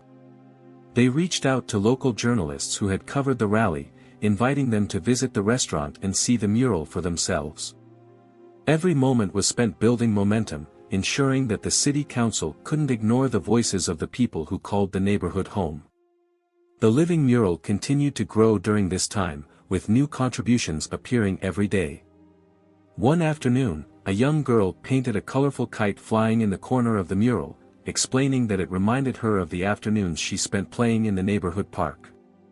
An elderly man added a small chapel to the background, saying it represented the faith and resilience of the community. Each addition made the mural even more powerful, a visual argument against the soulless development Andrea was pushing for. Amelia often found herself standing in front of the mural in the evenings, after the restaurant had closed, tracing her fingers along the lines of color and detail. It wasn't just art, it was a living testament to everything they were fighting for. She knew it would speak louder than any words she could say. The day of the city council meeting arrived quickly. The hearing was scheduled for the evening, but the entire day felt heavy with anticipation. Christian and Sophia had decided to close the restaurant early so the three of them could prepare and attend together. The regular customers, aware of the importance of the vote, had come in earlier than usual, offering their words of encouragement and support. "You'll do great, Amelia," Senora Martinez said as she paid for her meal. "We're all behind you." Amelia smiled, her gratitude evident in her eyes. "Thank you. That means everything." As the time for the meeting approached, Sophia checked the camera equipment she had packed, ensuring she could document everything. Christian adjusted his tie, a rare sight, as he usually wore his chef's apron, and gave Amelia an encouraging nod. "You ready for this?" he asked. "As ready as I'll ever be," Amelia replied, her voice steady but her heart pounding. She wasn't just speaking for herself tonight, she was speaking for everyone who had fought alongside her. The city council chamber was packed when they arrived. Rows of seats were filled with residents, business owners, and supporters of La Bendición. The atmosphere was tense but hopeful, with whispered conversations buzzing throughout the room. At the front of the chamber, the council members sat behind a long, elevated desk, their faces serious as they prepared to hear arguments for and against the proposal. Amelia, Sophia, and Christian took their seats near the front, joined by Don Guillermo and several other neighborhood leaders. As they waited for the meeting to begin, Amelia glanced across the room and saw Andrea sitting near the back. She was dressed impeccably, her sharp features calm and composed, but her eyes held a cold determination. Their gazes met briefly, and Andrea's smirk sent a chill down Amelia's spine. The meeting began with the formalities. The proposal was read aloud, outlining the development plans and the areas that would be affected. Amelia felt a wave of anger as she listened to the cold, detached language used to describe the neighborhood: underutilized properties, opportunities for modernization, potential for increased economic value. It was as if the people who lived and worked there didn't exist. When it was time for public comments, Andrea was the first to speak. She strode to the podium with confidence, her voice smooth and persuasive as she outlined the supposed benefits of the development. She spoke about economic growth, new jobs, and the modernization of the area, framing the project as a necessary step forward for the city. Her words were polished, but they rang hollow to anyone who truly knew the neighborhood. When Andrea finished, the room was quiet for a moment. Then Amelia's name was called. She stood slowly, her legs steady despite the nerves swirling in her chest. Christian gave her a reassuring squeeze on the shoulder as she passed, and Sophia smiled at her, her camera ready to capture the moment. Amelia approached the podium, her hands gripping the edges as she faced the council. For a moment, she let her eyes sweep over the crowd, over the faces of her neighbors, her friends, her family. "My name is Amelia de la Vega," she began, her voice steady. "I am the owner of La Bendición, a restaurant that has been a part of this neighborhood for over 30 years. But I am not here tonight just as a business owner. I am here as a neighbor, as a friend, as someone who loves this community." She paused, taking a breath before continuing. "This proposal talks about modernization and economic growth, but it doesn't talk about the cost to the people who live here, who work here, who have built their lives here. This neighborhood is not just land to be developed. It is a community. It is memories, relationships, and dreams. And those are things you cannot replace. Amelia gestured toward the back of the room, where Sophia had set up a screen displaying images of the mural and the stories of the people who had contributed to it. "This is what you're trying to take away," she said. "This is what we're fighting to protect. La Bendition is more than a restaurant. It is a home, a place where everyone is welcome, where everyone has a seat at the table." Her voice grew stronger as she continued. "If you approve this proposal, you're not just displacing businesses. You're displacing people. Families. History. And for what?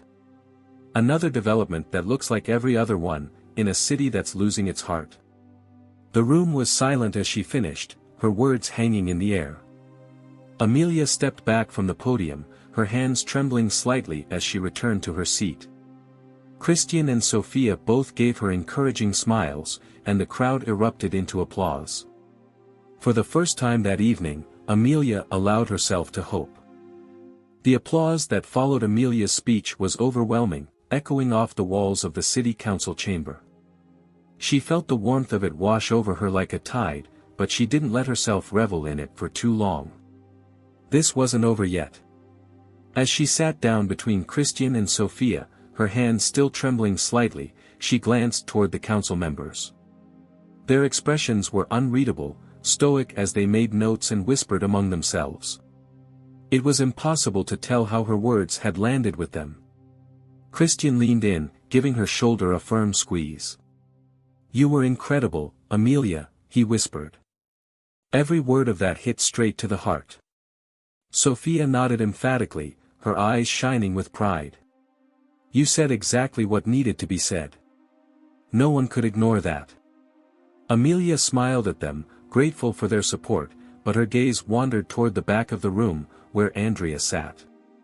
Her rival's face was cool and composed, her fingers steepled beneath her chin. Andrea wasn't clapping, wasn't reacting. She just watched Amelia with those sharp, calculating eyes, as though already planning her next move.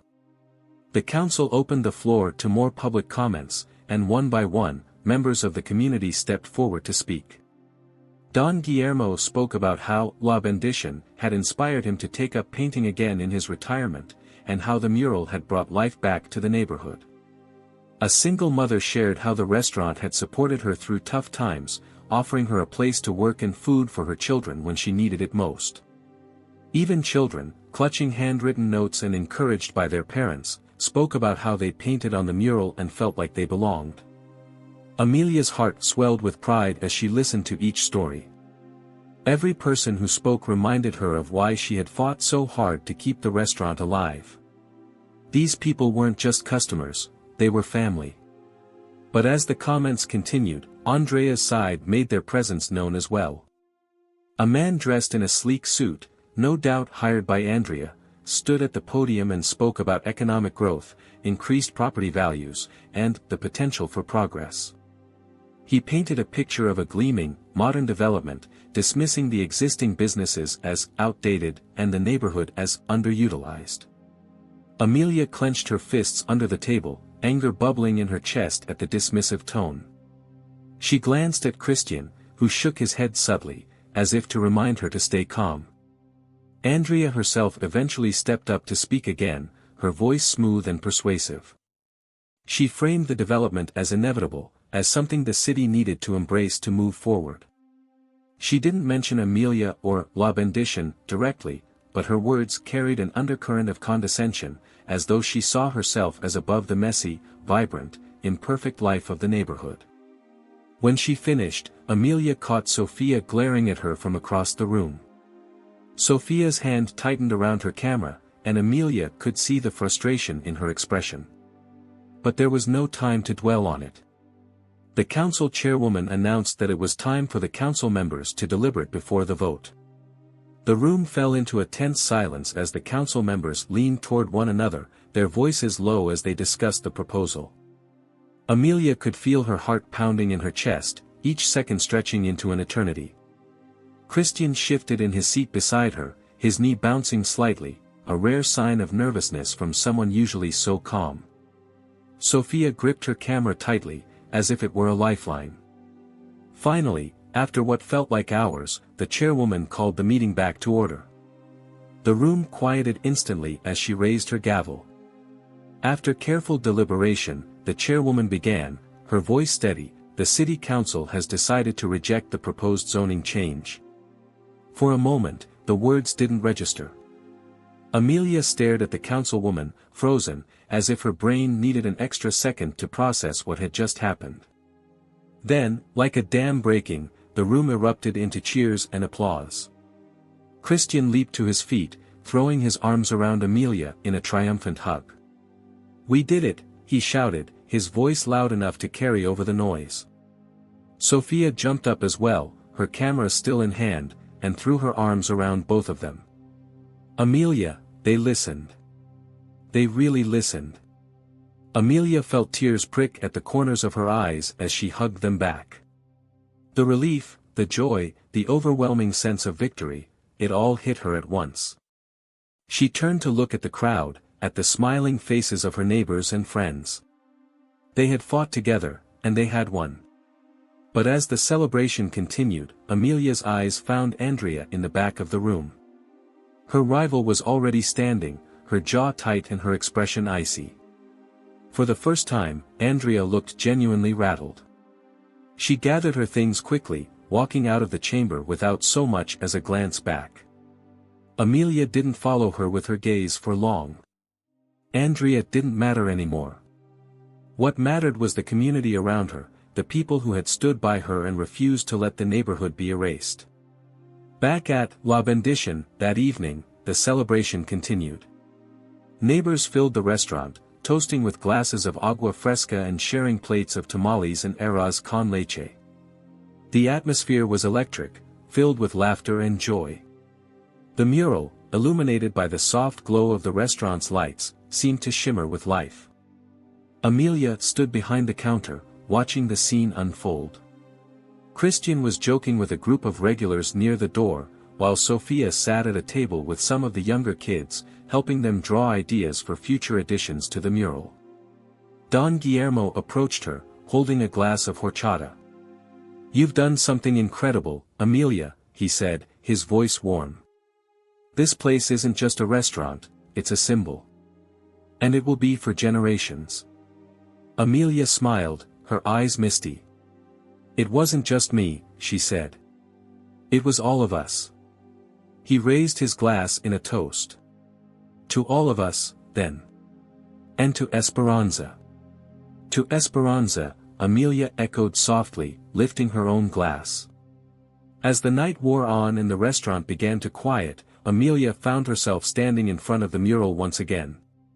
She traced the word Esperanza with her fingertips, feeling the texture of the paint beneath her hand. It was more than a word now, it was a promise, a legacy, a reminder of everything they had fought for. Sophia joined her, standing silently by her side. After a moment, she spoke. "What happens now?" Amelia turned to her, a small smile on her lips. "Now, we keep going. We keep building, keep growing. And we remember that no matter what comes next, we're strong enough to face it." Sophia nodded, her expression thoughtful. "And if Andrea tries again?" Amelia's smile widened, her voice steady and sure. "Let her. We've already shown her what we're capable of." As the two of them stood there, the mural stretching out before them, Amelia felt a deep, unshakable sense of peace. La Bendición wasn't just a restaurant, it was a home, a community, a beacon of hope. And no matter what challenges lay ahead, she knew it would endure. Because hope, after all, was unbreakable. The days after the city council's decision were some of the brightest in Amelia's memory. The victory over the zoning proposal wasn't just a win for La Bendición, but for the entire neighborhood. The restaurant became a symbol of resilience and community, its name whispered with pride across the city. People who had never stepped foot in the restaurant before were now coming to see what made it so special, to admire the mural, taste Amelia's dishes, and experience the spirit of hope that radiated from every corner of the space. But amid the joy and success, Amelia felt a quiet, growing weight on her shoulders. With the immediate threat from Andrea seemingly neutralized, she began to notice the toll the fight had taken on her. Nights had grown longer, days more exhausting, and though she tried to push through, her body sometimes betrayed her. She had spent years pouring her heart and soul into La Bendition, and while it had brought her immeasurable joy, it had also left her feeling drained. Something inside her whispered that perhaps it was time to think about the future, her future. One evening, after the restaurant had closed and the last of the regulars had left, Amelia sat alone at a table near the mural. The soft glow of the lights illuminated the word Esperanza, which now seemed to watch over her like an old friend. The dining room was silent, save for the faint hum of the refrigerator in the kitchen. Sophia and Christian were still cleaning up in the back, their quiet laughter echoing faintly through the space. Amelia traced her fingers along the edge of the table, her mind swirling with questions she hadn't dared to confront until now. What would happen to La Bendition in the years to come? Could she continue to carry this weight on her own? And most importantly, who would carry on the legacy of her mother, Esperanza, when Amelia could no longer do it herself? She didn't hear Sophia approach until the young woman spoke, startling her out of her thoughts. "Amelia? Are you okay?" Sophia asked, her voice gentle but concerned. Amelia looked up, offering a small smile. "Just thinking, Mija. Nothing to worry about." But Sophia didn't seem convinced. She sat down across from Amelia, her eyes searching the older woman's face. "You've been quiet lately. I can tell something's on your mind." Amelia hesitated, then sighed, deciding there was no point in hiding it. Sophia had become like a daughter to her, and if anyone deserved to know what she was feeling, it was her. "I'm tired, Sophia," Amelia admitted, her voice soft but steady. "This fight, it took a lot out of me. And I'm proud of what we've done, so proud. But I can't help thinking about the future. About what happens to this place when I'm not here anymore." Sophia's eyes widened, panic flashing across her face. "Amelia, don't say that. You're not going anywhere." Amelia reached across the table, placing a reassuring hand on Sophia's. "I'm not saying I'm leaving tomorrow," she said with a small laugh. "But I'm not young anymore, Sophia. Running this place takes energy I don't always have. I need to start thinking about who can carry this forward when the time comes." Sophia stared at her, her expression conflicted. "But, you are La Bendition. This place wouldn't be the same without you." "No," Amelia said gently. "This place is more than me. It's all of us. It's the people who walk through those doors, who share their stories, who add their colors to the mural. It's you, Christian, everyone who's poured their heart into this place. That's what makes it special." Sophia's eyes dropped to the table, and for a moment, neither of them spoke. Then, quietly, Sophia said, "What if I'm not ready? What if I can't do it?" Amelia's heart softened, and she squeezed Sophia's hand. "You're already doing it, Mija. You're the heart of this place as much as I am. The mural, the way you've brought people together, that's you. And I've seen the way people look at you, Sophia. They see a leader. Even if you don't feel ready, I know you will be when the time comes." Sophia's lip trembled, and she blinked back tears. "You really think I can do it?" "I don't think," Amelia said, her voice firm. "I know." The next day, Amelia made a decision. While she wasn't ready to step away from La Bendition entirely, she knew it was time to start sharing the responsibility. She called a meeting with Sophia and Christian in the dining room, gathering them around one of the tables where so many important conversations had taken place. "I've been thinking about the future," Amelia began, her tone steady but warm. "And I've decided it's time to make some changes. This place is too important to leave its future to chance." Christian exchanged a glance with Sophia, his brow furrowed. "What kind of changes?"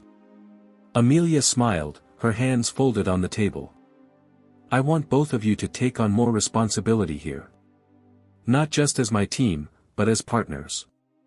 You've both poured so much into this place, and it wouldn't be what it is today without you. I want you to be part of its future, not just as employees, but as leaders." Sophia's mouth fell open, her eyes wide. "Partners? Amelia, are you serious?" "Very serious," Amelia said, her gaze steady. "I trust both of you more than anyone. You've proven time and time again that you care about this place as much as I do. And if I'm going to start stepping back, even just a little, I need to know it's in the right hands." Christian leaned back in his chair, rubbing the back of his neck as he processed her words. "Amelia, I don't even know what to say. This place has always felt like home to me, but I never imagined." "I have," Sophia interrupted, her voice soft but certain. She looked at Amelia, her eyes shimmering with emotion. "I've imagined it. Not because I thought it would happen, but because this place changed my life. And I've always wanted to give back to it, to you." Amelia felt a lump rise in her throat, but she managed a smile. "And now you can. Both of you." In the weeks that followed, Amelia began teaching Sophia and Christian everything she knew: how to manage the finances, how to work with suppliers, how to handle the complexities of running a restaurant. She shared her mother's old recipes, stories from the early days of La Bendition, and the lessons she had learned along the way. At first, the transition was challenging. Sophia struggled to balance her creative work on the mural with her new responsibilities, and Christian found himself overwhelmed by the administrative side of things. But Amelia was patient, guiding them through every misstep and reminding them that learning took time. Slowly but surely, they found their rhythm. Sophia began taking the lead on community projects, organizing events, and finding new ways to engage the neighborhood. Christian discovered a talent for mentoring the younger staff, teaching them the values that had made La Bendition what it was. Amelia watched it all unfold with a quiet sense of pride. Her decision had been the right one. The restaurant was thriving, not just because of her, but because of the people who had grown to love it as much as she did. One evening, as the sun set over the neighborhood, Amelia stood outside the restaurant, looking up at the mural. It was more vibrant than ever, a living tapestry of stories and memories. Sophia had added a new section recently, a portrait of Amelia standing beside Esperanza, their hands resting on the counter of the restaurant. Above them, in bright, bold letters, was the word Esperanza. Christian joined her, holding 2 cups of coffee. He handed one to her and nodded toward the mural. "She really captured you, you know." Amelia smiled, her gaze soft. "She captured all of us." As Sophia stepped outside to join them, the 3 of them stood together, watching as the mural seemed to glow in the fading light. La Bendition wasn't just Amelia's anymore, it was theirs. And as the neighborhood continued to grow and change, Amelia knew that the spirit of the restaurant would endure, carried forward by the people she loved. Hope, after all, was meant to be shared. The months that followed were some of the most transformative in the history of La Bendition. The restaurant thrived not just as a business but as a cornerstone of the neighborhood, a place that radiated warmth, connection, and creativity. With Sophia and Christian stepping into their roles as Amelia's partners, a new energy filled the space, one that made Amelia feel both proud and, for the first time in years, lighter.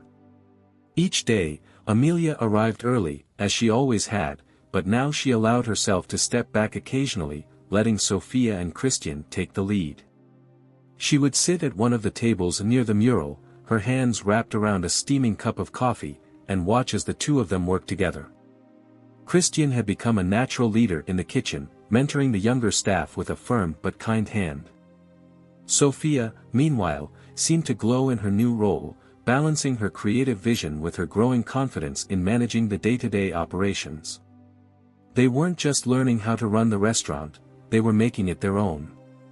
One Friday morning, Sophia approached Amelia with an idea, her face alight with excitement. She set her sketchbook down on the table in front of Amelia, flipping it open to a page filled with bold, colorful designs. "I've been thinking," Sophia began, her voice a mix of nerves and enthusiasm. The mural has become such a big part of who we are, but, what if we took it further? Amelia raised an eyebrow, intrigued. What do you mean? I mean, Sophia said, tapping her pencil against the sketchbook, what if we expanded the mural beyond just the restaurant? What if we worked with the neighborhood to create a series of murals, one on every block? Each one could represent a different part of the community's story.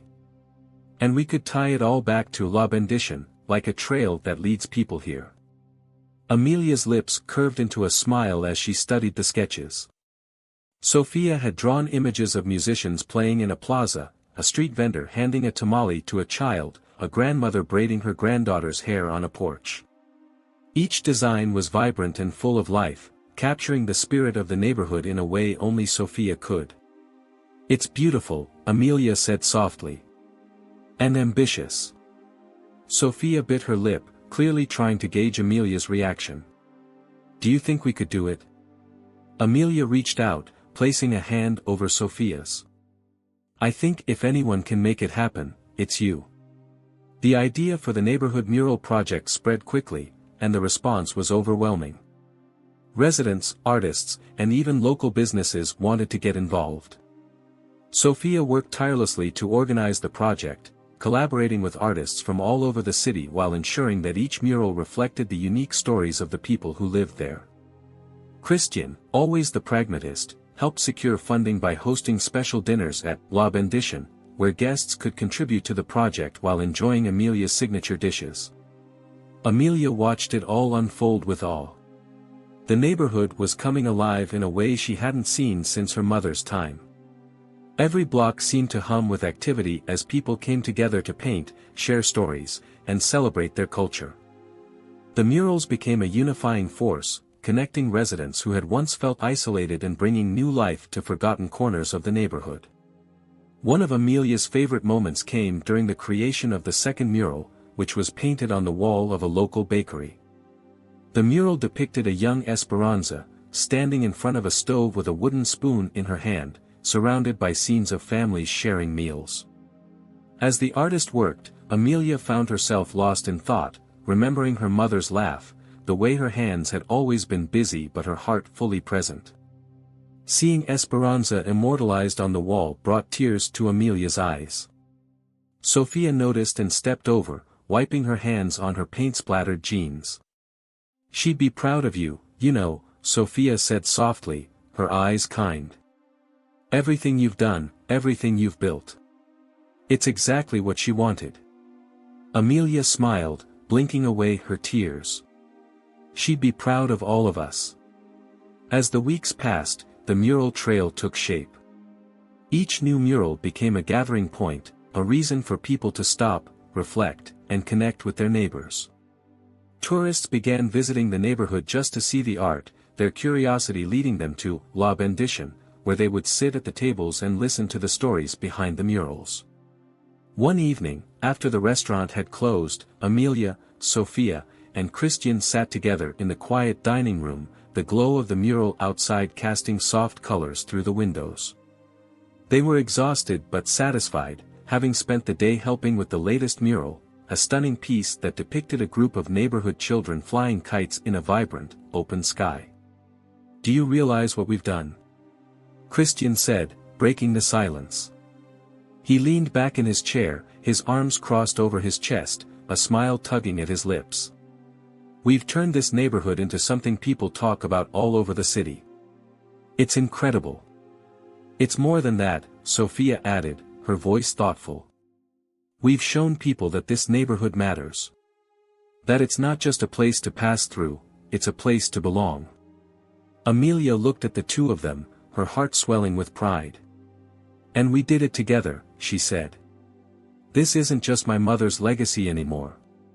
It's yours too. Sophia looked down at her hands, her cheeks flushing with emotion. I never thought I'd find a place like this, she admitted. A family. A purpose. But you gave that to me, Amelia. And I'll never stop being grateful for it. Christian raised his glass of agua fresca.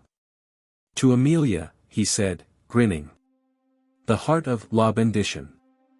Amelia laughed softly, raising her own glass. And to both of you, the soul of its future. As the months turned into years, La Bendition continued to grow, not just as a restaurant but as a beacon of hope for the entire neighborhood. The mural trail became a defining feature of the area, attracting artists and visitors from all over the world.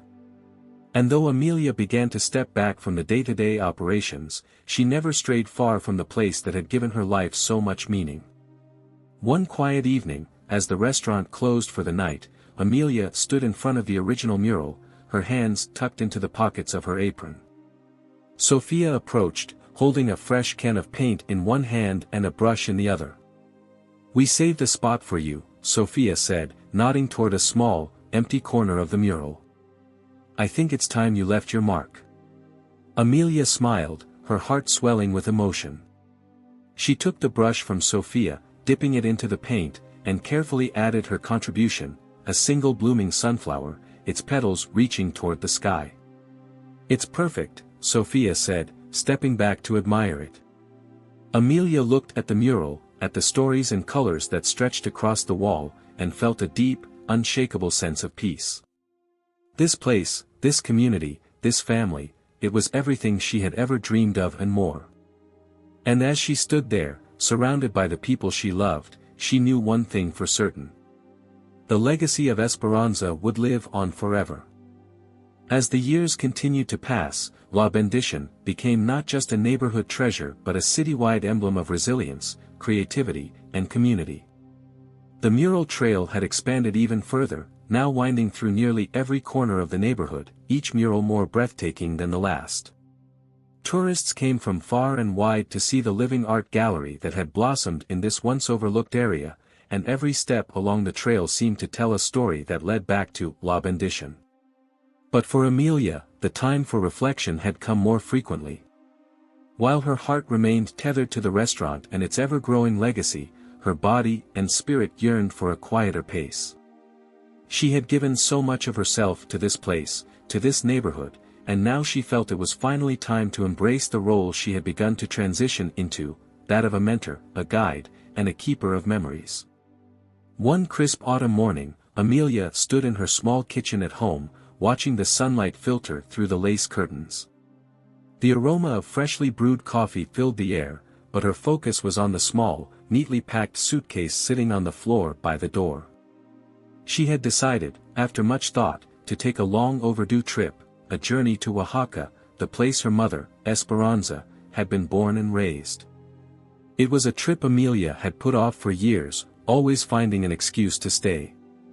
There was always a new crisis, a new challenge, or a new project to tend to. But now, with Sophia and Christian firmly at the helm of La Bendition, Amelia felt the pull of her roots more strongly than ever.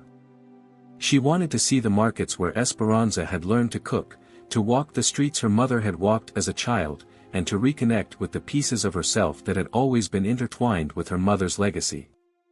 Later that morning, Amelia arrived at the restaurant, suitcase in hand. Sophia and Christian were already bustling around the kitchen, preparing for the lunch rush. When Sophia saw the suitcase, her brow furrowed in confusion. "Amelia? Are you going somewhere?" Sophia asked, setting down a tray of empanadas. Amelia smiled, setting the suitcase by the door. "I'm going to Oaxaca," she said, her voice warm but resolute. "It's time I saw where my mother's story began." Christian appeared from the back, wiping his hands on a towel. "You're leaving?" he asked, his tone a mix of surprise and concern. "Only for a little while," Amelia reassured them. "You've both proven that you can handle things here. I trust you completely. And besides, I'll only be a phone call away if you need me." Sophia looked at Amelia, her expression a mix of emotions. "You've never taken a trip like this before," she said softly. "That's exactly why it's time," Amelia replied. She stepped closer, placing a hand on Sophia's shoulder. "This place is in your hands now, yours and Christian's. You don't need me here every day anymore. And I need this." I need to see where it all began. Christian crossed his arms, a small smile tugging at the corner of his mouth. Well, it's about time you did something for yourself, Amelia. You've earned it 100 times over. Sophia nodded, though her eyes glistened with unshed tears. We'll take care of everything while you're gone. I promise. Amelia looked between the two of them, her heart swelling with pride and gratitude. I know you will. That afternoon, the staff and a few regular customers gathered to see Amelia off. Christian had organized an impromptu farewell meal, filling the tables with Amelia's favorite dishes, sopa de fidio, tamales, and a tres leches cake decorated with fresh flowers. The dining room buzzed with laughter and conversation as people shared their memories of Amelia and the restaurant. As the meal wound down, Sophia stood and tapped her glass with a spoon, quieting the room. Amelia, Sophia began, her voice steady despite the emotion behind it, you've been more than just a boss to us. You've been a teacher, a mentor, and for me, a second mother. This place wouldn't exist without you, and we wouldn't be who we are without you. So, while we're sad to see you go, we're also so proud of you for taking this step. You deserve it more than anyone. The room erupted into applause, and Amelia, overwhelmed, stood to address everyone. I don't have the words to tell you all what this place means to me, she said, her voice trembling slightly. But I can tell you this, La Bendition is not just mine. It's yours. It always has been. And knowing that it will continue to grow, to thrive, to be a home for everyone who walks through those doors, that's the greatest blessing I could ask for. She raised her glass, her smile radiant. To all of you. To this neighborhood. To Esperanza. To Esperanza, everyone echoed, raising their glasses in unison. Amelia's journey to Oaxaca was everything she had hoped for and more. The streets were alive with color and music, the markets bustling with the scent of spices and the chatter of vendors. Amelia wandered through the stalls, marveling at the fresh produce, the handmade tortillas, and the vibrant mole sauces that reminded her of her mother's cooking. She visited the church where Esperanza had been baptized, its stone walls weathered but beautiful, and spent hours in the town square, listening to musicians play and watching children chase each other under the warm sun.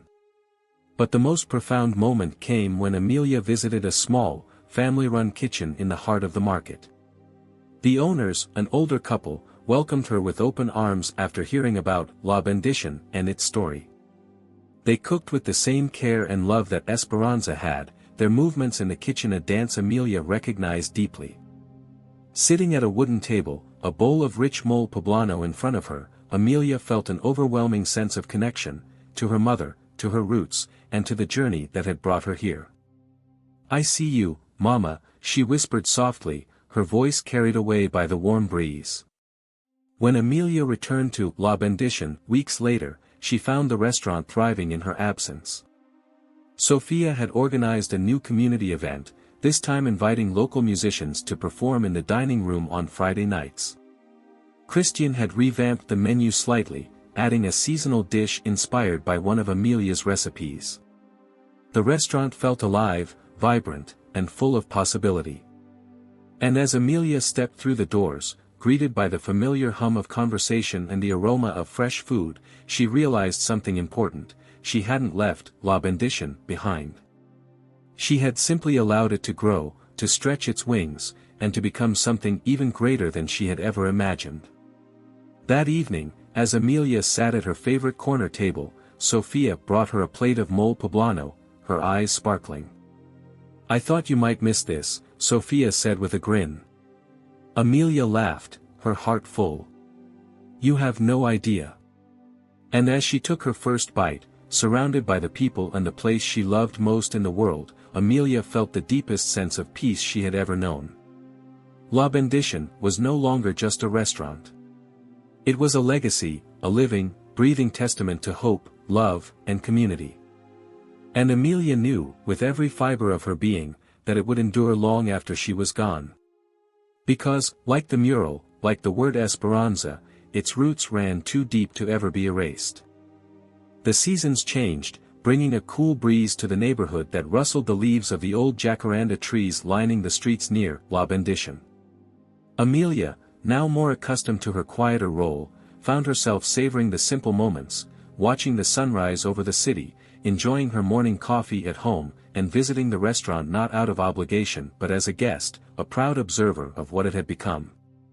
Sophia and Christian had fully stepped into their roles as leaders, and their influence on the restaurant was undeniable. New ideas blossomed under their care, each one breathing fresh life into the legacy Amelia and her mother had built. Christian had introduced a monthly chef's table night, where he created innovative dishes inspired by traditional recipes, inviting the community to rediscover the richness of their culture in new ways. Sophia, on the other hand, had turned the mural project into a citywide initiative. Artists from across the region now collaborated to create murals in other neighborhoods, spreading the message of Esperanza far beyond the boundaries of their own community. One particularly brisk autumn afternoon, Amelia decided to stop by the restaurant unannounced. It was her favorite time of day to visit, mid-afternoon, after the lunch rush but before the dinner crowd arrived. The dining room was quiet but warm, sunlight streaming through the windows and casting a golden glow on the mural outside. She walked in, the bell over the door jingling softly, and immediately felt the comforting hum of the place. Christian was at the counter, speaking with one of their suppliers, and Sophia was seated near the mural with a young woman who looked to be an artist, gesturing animatedly as they discussed what appeared to be a new design. Amelia smiled to herself, her heart swelling with pride. This was their place now, their vision, and it was thriving. "Amelia!" Christian called out when he noticed her, his face lighting up. "What a surprise! Did you come to check on us, or just to steal some of my mole enchiladas?" Amelia laughed, setting her bag on a nearby chair. "Do I need a reason to visit my favorite place in the world?" Christian grinned, wiping his hands on a towel. "Not at all. But since you're here, you're staying for dinner, right?" "Of course," she said. "I wouldn't miss it." Sophia noticed her then, her face breaking into a wide smile. She excused herself from the conversation with the artist and hurried over. "Amelia! You're just in time. We're working on something new for the next mural, and I want to show you." Sophia grabbed her sketchbook from the table and flipped to a page filled with vibrant illustrations. The design depicted a series of outstretched hands, each one holding something that represented the neighborhood: a loaf of bread, a bouquet of marigolds, a steaming cup of coffee. At the center of the design was the word futuro, future. "What do you think?" Sophia asked, her eyes bright with excitement. Amelia stared at the sketch for a long moment, her fingers brushing the edge of the page. "It's beautiful," she said softly. "It's everything this place has become. And everything it will be." Sophia beamed, her cheeks flushing with pride. "I wanted it to reflect what we've been building, not just here, but everywhere." "It does," Amelia said, her voice full of emotion. "It's perfect." Later that evening, as the restaurant began to fill with the familiar buzz of laughter and conversation, Amelia found herself seated at her favorite corner table, a plate of Christian's mole enchiladas in front of her. She watched as the staff moved seamlessly through the dining room, their smiles genuine, their movements efficient yet full of care. Christian was in the kitchen, orchestrating the evening's meals with his usual precision, while Sophia moved from table to table, greeting customers and making everyone feel welcome. A young couple sat at a nearby table, their eyes glued to the mural as they shared a basket of fresh tortillas. Amelia overheard them discussing the stories behind the artwork, their voices filled with curiosity and wonder. "Did you know that's supposed to be the original owner's mother?" the woman said, pointing to the central figure of Esperanza. "She started this whole place. It's amazing how it's still such a big part of the community." Amelia felt a lump rise in her throat. She wanted to turn around, to tell them about Esperanza's laughter, her generosity, her unwavering belief in the power of a shared meal. But instead, she stayed quiet, savoring the moment. It was enough to know that her mother's legacy was alive in the stories people shared, in the way they connected with the restaurant and each other. As the evening wore on, Sophia joined Amelia at the table, sliding into the seat across from her. She looked tired but happy, her hair slightly messy from a long day of work. "How's everything?" Sophia asked, leaning back in her chair. "Perfect, as always," Amelia replied, gesturing to her empty plate. "Christian's mold is still unmatched." Sophia smiled. "He's been experimenting with new flavors lately. I think he's trying to impress you." Amelia chuckled. "He doesn't need to. I'm already impressed." They sat in comfortable silence for a moment, watching the restaurant hum with life. Then Sophia spoke, her voice quieter. "You know," she said, "I was terrified when you first told me you wanted me to be a part of this. I didn't think I could do it." Amelia turned to her, her gaze soft. "And now?" "Now," Sophia said, her voice steady, "I can't imagine doing anything else. This place, it's everything to me. And it's because of you." Amelia reached across the table, taking Sophia's hand in hers. "It's because of all of us. And you've made it even better than I ever could have imagined." Sophia blinked rapidly, trying to hide the tears welling in her eyes. "I just hope we're making you proud." Amelia's voice was firm, her eyes shining with emotion.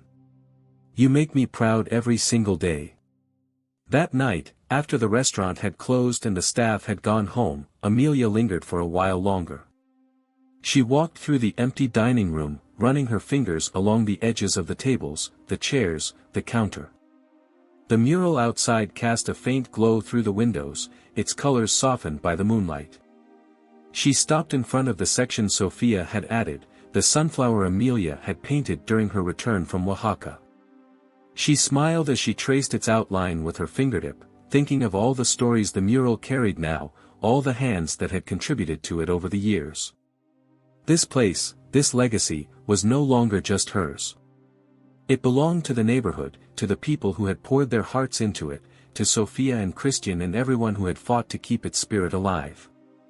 And as Amelia turned off the lights and stepped outside, the cool night air wrapping around her, she looked back at La Bendición one last time before heading home. The word Esperanza glowed softly in the mural's light, a promise not just for the restaurant, but for the future they had built together. She smiled to herself, her heart full. The future was bright. And it was theirs. Years passed, and La Bendición became more than anyone had ever dreamed it could be. What had started as Esperanza's humble kitchen had transformed into a legacy, a story of love, resilience, and hope that reached far beyond the walls of the restaurant. The mural trail now stretched across the city, with new pieces commissioned every year. Each mural bore the unmistakable vibrancy and care that had become Sophia's trademark. Artists from around the world came to collaborate, to leave their mark on this evolving tapestry of community, culture, and unity. Amelia, now in her 70s, embraced her quieter life with gratitude. She still visited La Bendición every week, often finding a seat at her favorite corner table, where she would sip her coffee and watch the world move around her. The restaurant remained a bustling, thriving hub, and Sophia and Christian had grown into their roles with confidence and grace. Together, they had carried the torch, expanding the restaurant's reach while staying true to its heart. One autumn afternoon, Sophia found Amelia sitting in her usual spot, staring out the window at the original mural that started it all. Sophia noticed that Amelia looked smaller now, her hair fully silver and her hands thinner, but her presence was as steady and warm as ever. "Thinking about something?"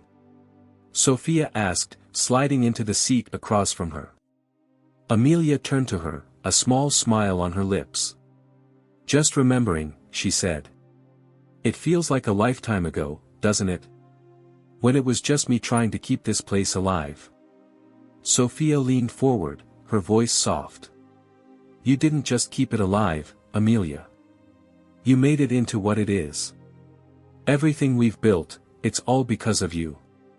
Amelia shook her head gently, though her smile deepened.